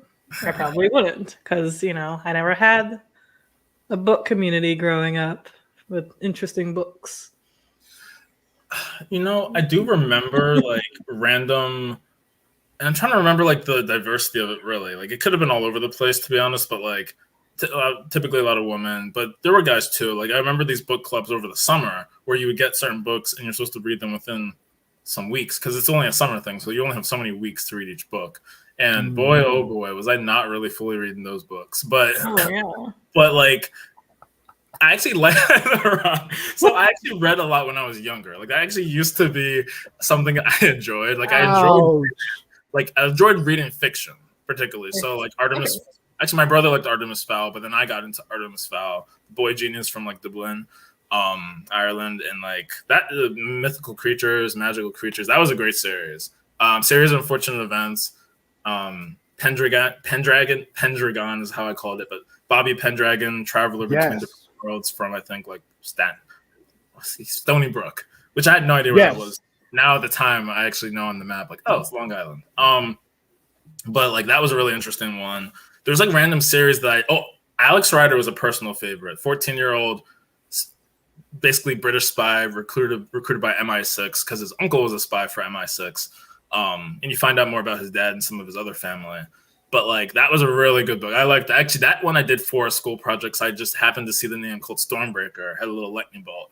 And Stormbreaker happened to be like some computer program that was being developed in the UK, but there was some suspicious things about one of the backers. So he becomes like a spy against his will in the beginning to help like infiltrate. Because people are like, women maybe can be used as spies, but no one's going to expect a 14-year-old kid. And here he had like a lot of training because his uncle would take him like on trips, learn martial arts, go like scuba diving, doing all these things that just like fun little, you know, teenagers and kids do, really training him to be a spy, I guess. He knew multiple languages. It was actually kind of a fun series, but like, I don't do anything like that now. Like I definitely don't like pick up or even think about most of these series. Like as much as I used to be excited and I would look for the new book, I make sure I get them from the library. What is the library card? I don't know. I haven't had a library card in God knows how many years. Definitely haven't had one since moving here. to Massachusetts, and I actually looked up the process of getting a library card a few weeks ago, and of course I didn't actually read the whole thing. I just looked it up, and then something took my attention away. But I think there's actually digital library cards, so that's definitely one thing to talk about on the future stream is like reading and even just like the evolution of books. Maybe even get some Yang Gang book club people on, but apparently library cards are digital, which I didn't even fathom that being a thing because I've not kept up with the concept of reading in so long that I'm like, oh god, digital library cards. Wow, we are really in the future right now. That's a new one to me too. Digital library cards, that's new. That makes so much sense, though. It makes so much sense. And I'm like, why have I never thought that could be a thing until like 2 weeks ago? I know. I'm sitting here thinking like, yeah, it has to be like the little physical plastic card. But it's like, yeah, I guess it could just be on like your cell phone or like in the internet, like in the cloud. Yeah, it was unfortunate. Like I know it sounds so sad, but like I'm just like, that's so funny that literally blew all of our minds. That's how. Yeah. And I live like right around the corner from a library. That's where I go to vote. Like, you know? Oh. So. Yo, that's actually dope. Right? Yeah. Until you forget to turn it in. Right? Yeah, they have like an e-reader. Okay. I guess you just lose access to it after. Oh, but that's interesting because you don't have to physically go back. Because that was always a problem. It's lost library card fees and stuff. That was a whole part of childhood. Yeah. No, I didn't really get.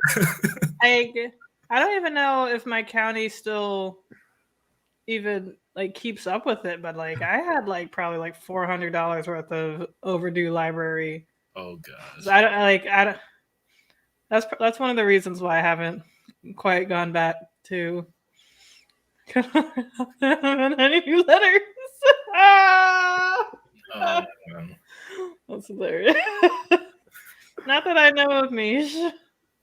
So messed hard with it though. Yeah. Yes. Thank you, amazing. Thank you, amazing. You're awesome at what you do. You just can't say anything bad. No shame, not even one negative thing. I mean, like, dude, I'm sort of right there with you. It's like I have like a sick twisted joy whenever I see like a shop close down. It's like, oh, you should have gotten to like, you should have gotten more modern. What were you doing? Your marketing was trash. Oh, Borders was legendary, and they are dead. Like the fact that Borders closed, I'm like, oh, there's no hope for anyone. I think Circuit City also closed. I'm like, oh, there really is no hope. Radio Shack probably doesn't exist anymore either. Yeah, and I was just like, oh man, these were like staples. I did not go a lot to Radio Shack and Circuit City, but I always saw them. They're like staples of these like outlets. Borders was like a very popular place. People liked going. Yeah, I like Borders. Done. Then Barnes and Nobles. Was always a thing, but Books A Million became new. I'm like, why would a new one open up after an old one closed? Like, don't you see the direction of society right now? Books A Million, what are you doing? But I don't know if Books A Million is going strong or not. I don't know. I didn't even know that they were still around. Books and Books, which is like apparently, I didn't know, like a really famous bookstore in Miami, like Coral Gables, Miami area, closed down during the pandemic, which is very sad. They had like a table, I think, where a lot of famous people signed like this table. It's like a coffee table or something. Wow. Yeah, I think it was something like that. And I didn't know it was like me and my friend were just like in the area, and I was just like, holy shit, there's a fucking bookstore. Let's go, because like you don't really see bookstores, so like it was exciting. So I went in. It was really big. Somebody was like, a couple was getting married there. Like there was like, like a lot of things happening. And then there was like this little like coffee table. And like Hillary Clinton had like signed her name on like the coffee table. Like a lot of famous people signed their name. Like I think like Hillary and Bill Clinton, I remember. I was like, oh my goodness, like this is like a famous real place. I thought it was just like a bookstore in Coral Gables. Coral Gables is essentially part of Miami. It's like the hella rich part of Miami, like fucking rich as hell. But it's like right next to Miami. It's going more indie. Yeah, I can dig that. Like if there was like I get it. Like, because I don't know, there's something about like like I like bookstore vibes. Mhm. Like I may not be so much of a reader, but I would totally date a reader. Like not an e-reader, but an actual reader. Like, if he like it's hot when a guy has like a bookshelf, and it's filled with books. Like Mm. that's always attractive. But yeah, I don't know where. But like yeah, then like the terms of like the vibe of like bookstores, like the coffee and it's just quiet and I don't know, it just seems like it's just filled with hope, with good vibes and I do see the future. vibes. Are definitely Yeah, good. yeah, like progressive, forward-thinking Yes. vibes. Yes, I Yeah, what were agree. you gonna say? About books and reading, it was funny because one friend, like, they did say, like, it's so funny though, because I don't remember what it was that I posted some article, something about reading, and they said, like, I actually think reading, like, as a personality trait is like, actually, that is an interesting thing. If you just have a bookshelf and it's like empty, that's actually kind of odd. Like, unless all the furniture in general is clearly newly moved in. My But if bookshelf you have like is a stuffy. lot of furniture that clearly has been worn and things that have things on them, and then like a bookshelf that's just empty, I'm like, That's creepy. one of these things is not like the other. Right. It's like, yeah, put all the stuff. Like, I'd rather them just put all the stuff onto the bookshelf. Like, everything else can be empty. Put the fucking couch pillows on the bookshelf. Just put something on the bookshelf. Oh man, Put the that's coasters on the funny. bookshelf. Like when you're like drinking around like the couch, just get up and put the glass on the bookshelf. Put something on the bookshelf. Oh man, that's funny. That's funny. You know, um, El, did you bring up Barnes and Noble? That was Toby. I had brought up the So- reading book stuff. I was gonna say because I know the Barnes and Noble here in my area, they're still going strong. I know when I went to do some shopping over the weekend, I was kind of heartbroken that the Barnes and Noble closed due to the fact they were out of power. I'm like, come on, how do you lose power? But then again, they got hit with severe weather down in that area, so it kind of knocked out their power. I'm like, oh crap. The only reason why was because I wanted to see if Andrew Yang's book was there so I could buy it. Okay. Yep. For sure.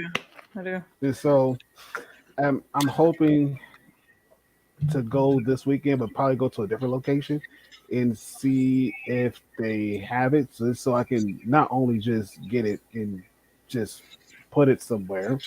I have a bookshelf. I literally need to get another one. I literally need to get another bookshelf. Literally. And yes, it is full of books. So I don't have an empty bookshelf. I don't scare people away. My bookshelf is probably like a quarter books, another quarter video games, another That's quarter valid. like That's it.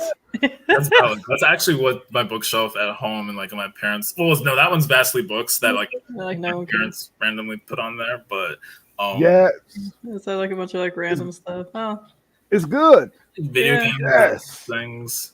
mhm. But I mean, video games are like book shaped, like That's true. That's true. yeah, it's acceptable. it is. I approve that message. It's just like I don't read books. I play books. Okay. Hey, there you go. I Puns are definitely intended. choose Yes. your own adventure. So that's my genre of books. Is choose your own adventure. Exactly. The thing I was saying before though about books and reading, even though it is seen as this quality of like refinedness, a friend of mine who I consider very intellectual, like they know a lot about a lot. I think they majored in linguistics and like at one point they were doing chemistry, so like they know quite a lot about a lot in like history. They were saying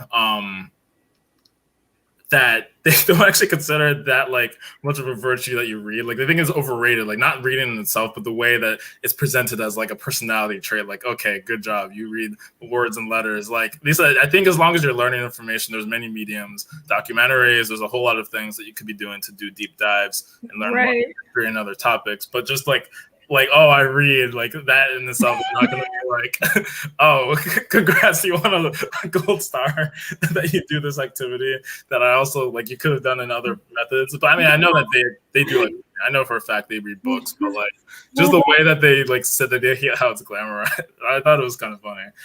True. That's really true. Yeah. I guess like, there's positives for, people who read because it helps with grammar. And just like comprehension, critical thinking, and it's good. It's something that's good to do before going to bed. And that's when I usually try to read. Like I have a book, on my nightstand that I open maybe like once a month, but like it collects dust. I put my cell phone on it, but I do occasionally like pick it up and read it but it's like kind of a sad book. Well, I don't really consider it like sad. It's just like it's just very real, and it just makes me kind of upset about the likelihood of what needs to be done in this country for things to change. But like if I had like if it was like a romance, like I don't know, like if I had like a romance novel that was like it just got to romantic parts very quickly, then I'd be like more into it because that's like what keeps my attention. And like that's what people read. It's like whatever keeps their attention. I tend to read books that are like based off of, like I have like Aziz Ansari's modern romance book that I read. I have Issa Rae's book that I read. So like usually books by, I guess, funny people. Because Lena Dunham, I have her book too. Yeah, the book is pretty emotionally dense, and I'm like I already know what the book is about, and I think it's just sort of telling you, like proving his point a lot.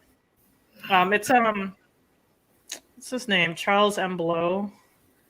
He writes for the New York Times. He's a black man who writes for the New York Times. And the book is called The Devil You Know, and it's like The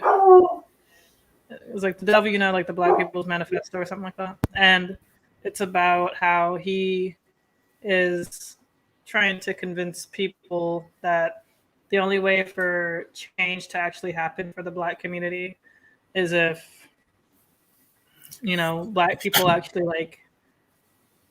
like move to the South and then vote in Black politicians, but like good Black politicians, not just any old body, but like good Black politicians in certain regions, because Black people tend to make up a lot of the population in the South, I think mostly. And if Black people were to vote more, then they can actually enact change, because right now what we keep doing is essentially asking white people to make racism, anti-racism rather, more important. And then they're like, yeah, sure, we'll do that. And then they don't. And then it kind of gets left on the back burner while, Black people continue to die at the hands of the police and, and get, or get arrested and thrown into jail, because like judges are just like, yeah, like the whole entire like system is unfair and very against Black people as always. So it's like, instead of waiting for white people to, I guess, give us the okay, it's more so just better for us to just do it ourselves. So just to have, like in Atlanta, for example, I forgot which mayor it was, but he made sure that once they built the airport that it was going to be like a black contractor to make certain things happen, you know, make sure like, you know, black people have like a really fair chance, or like, you know, I don't even consider it chance. It's more so like give black people the opportunity, because we know our shit and we just need the fucking opportunity. And so that particular mayor gave black people the opportunity to like, for contractors and stuff to like build shit and things like that. This is, I'm paraphrasing what Killer Mike paraphrased in something that I've watched anyway. So, you know, kind of, you know, like it's not the best example, but long story short, that's what the book is about by Charles M. Blow. Like, I'm enjoying it. It's sad because it's sort of like, ah, man, you're kind of right. This is the book that you were saying is the one that you keep on the nightstand, like the sad one that like, okay. Yeah, because like I have like a fiction book that I actually bought from Books and Books when I went there. You know, I judged the book by its cover. It's kind of amusing, but like, you know, it's just not quite doing it for me in terms of keeping me interested, I guess, because it's fiction. It's not like I necessarily hate fiction. I guess it's just sort of, I don't know, maybe it depends on like the book, because it's, I don't know, maybe I can't really put myself in. I actually have like a romance book where the main character is a black woman, so I could probably try to like actually finish reading that. I remember I was reading it for a bit. It was actually very funny. It was very amusing. I mean, I could try to do that. Yeah, we're quite off topic, but anyway, yeah. We definitely will go. I mean, no, we've definitely gotten into books now. But the thing is, like, we're streaming and we're black, so whatever. Yeah, whatever. Honestly, because we got a pass, so whatever we talk about is still relevant. So it's fine. There you go. Yes. I feel We like deserve passes. We deserve passes in life, like that. And on this stream, it's our best. I want to say it's our channel, so we can have as many passes as we want. That's true. Exactly. Yeah. Actually. And I was like, we don't have any fucking rules. So like, Hold on. We got one. no, Be respectable or get out.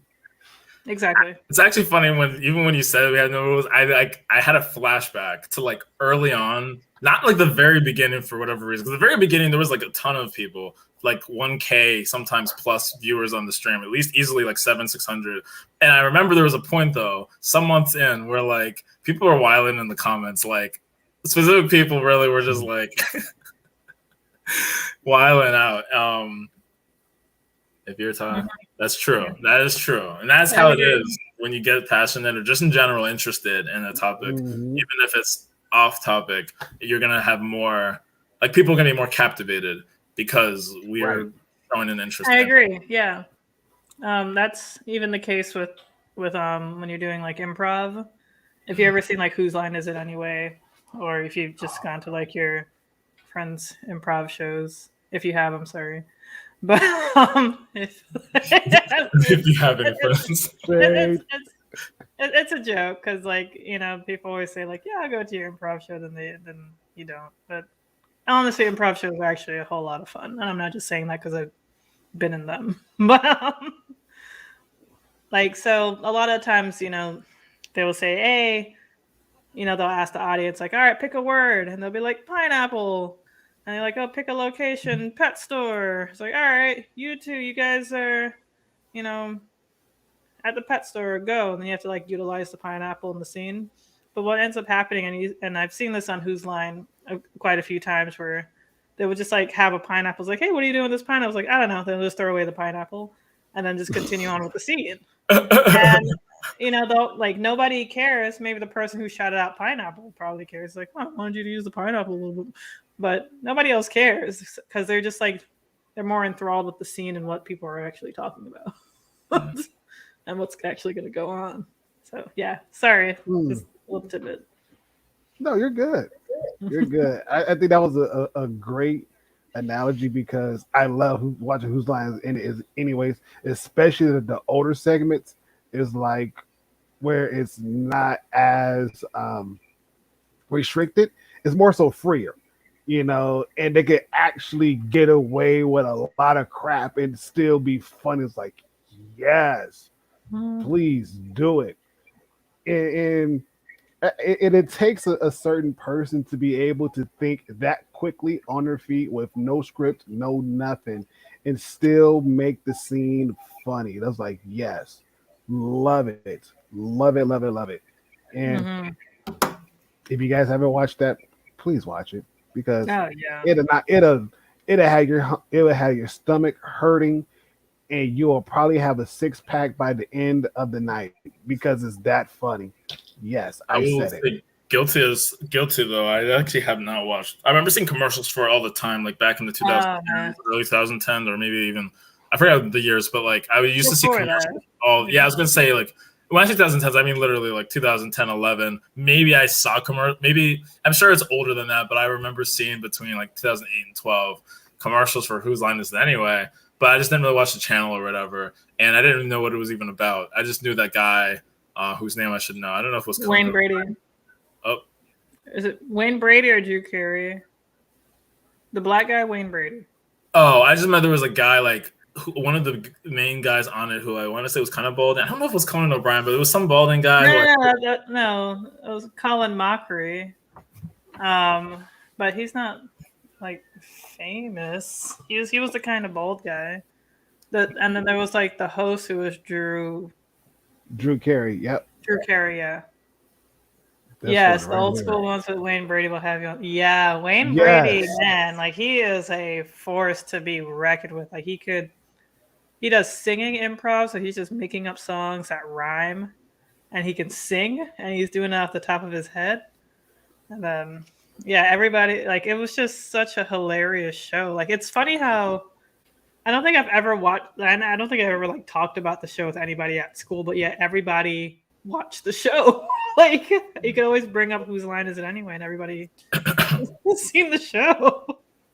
Man, but yeah, no, I remember it used to come on ABC Family, like at 10 o'clock at night or so. It used to come on for like an hour,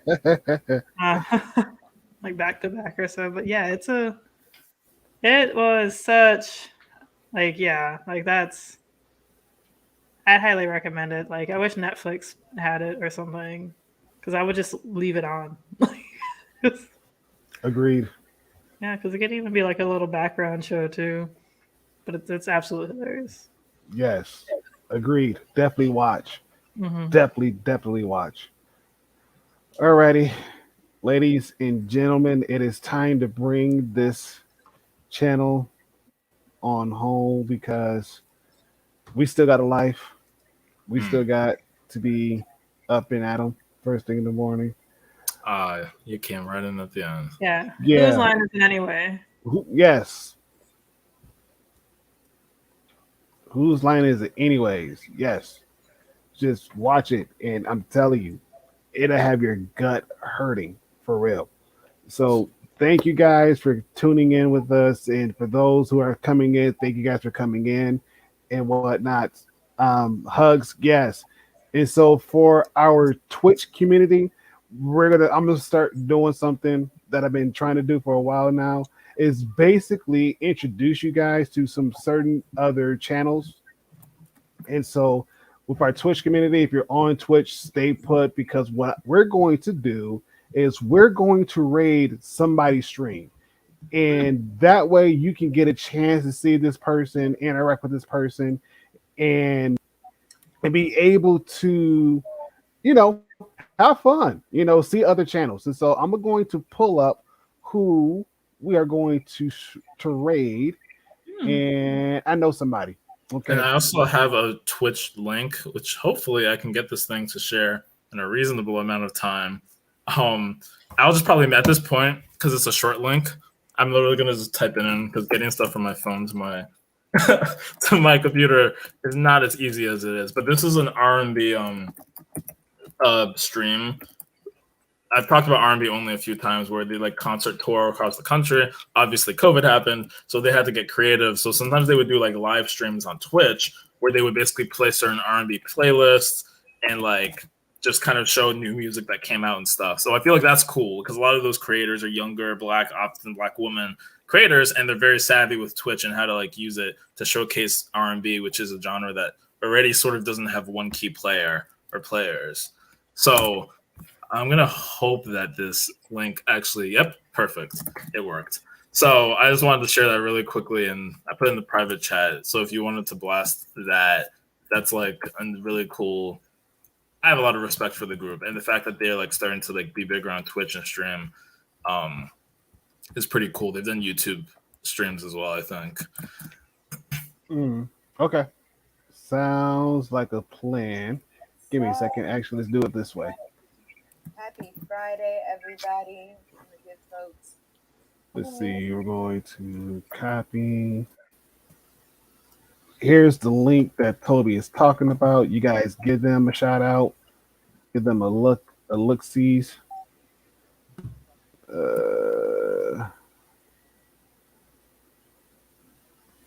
Let's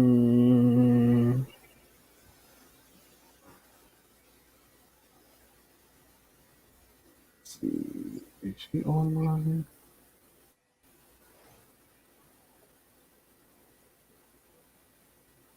Nope. I don't think she is. Nope. They're not online. Oh well, never mind. Disregard. I was trying to raid somebody from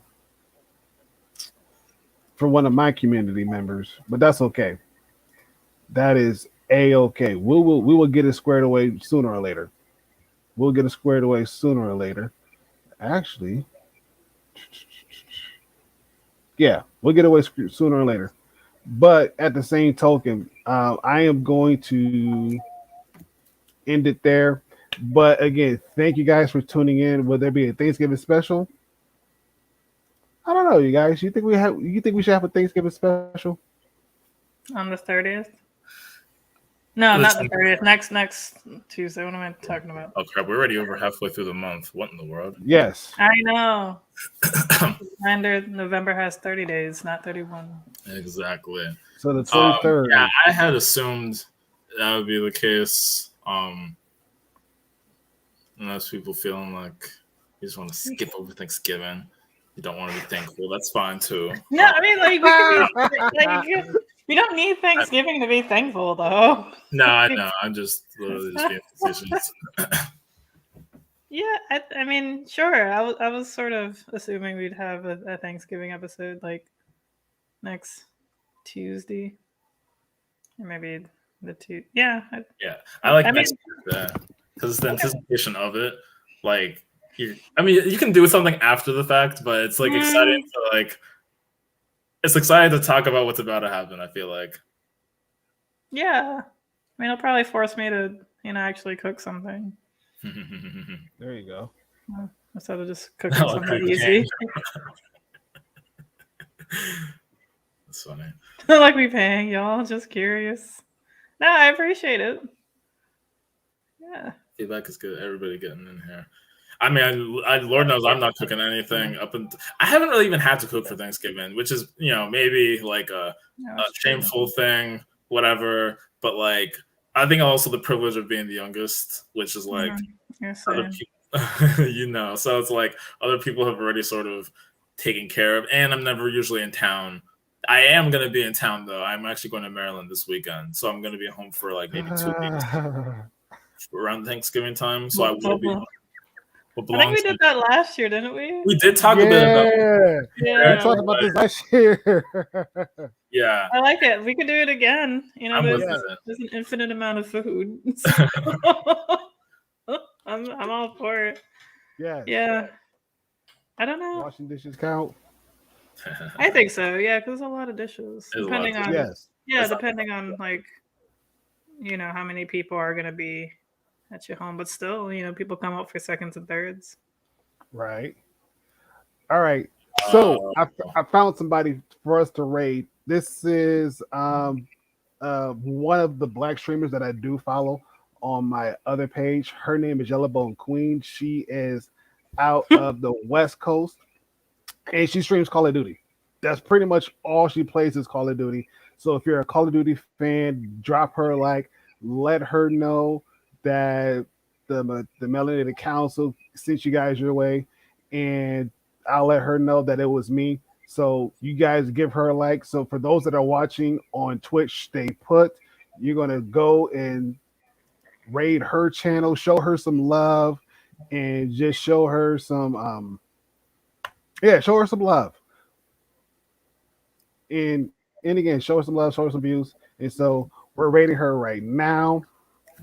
Yes. So for those who are watching on Twitch, you guys are watching her. For everybody else, yes, it was funny. So I'm not sure. Yeah, it was. It was a lot of fun.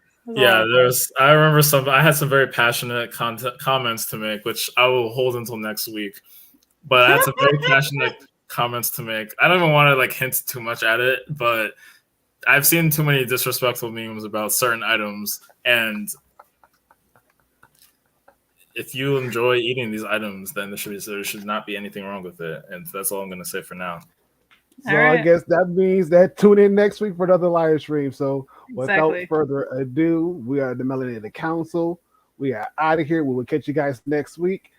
Same time, same channel, same trio. You never know. We might have a special guest. You already know. Peace.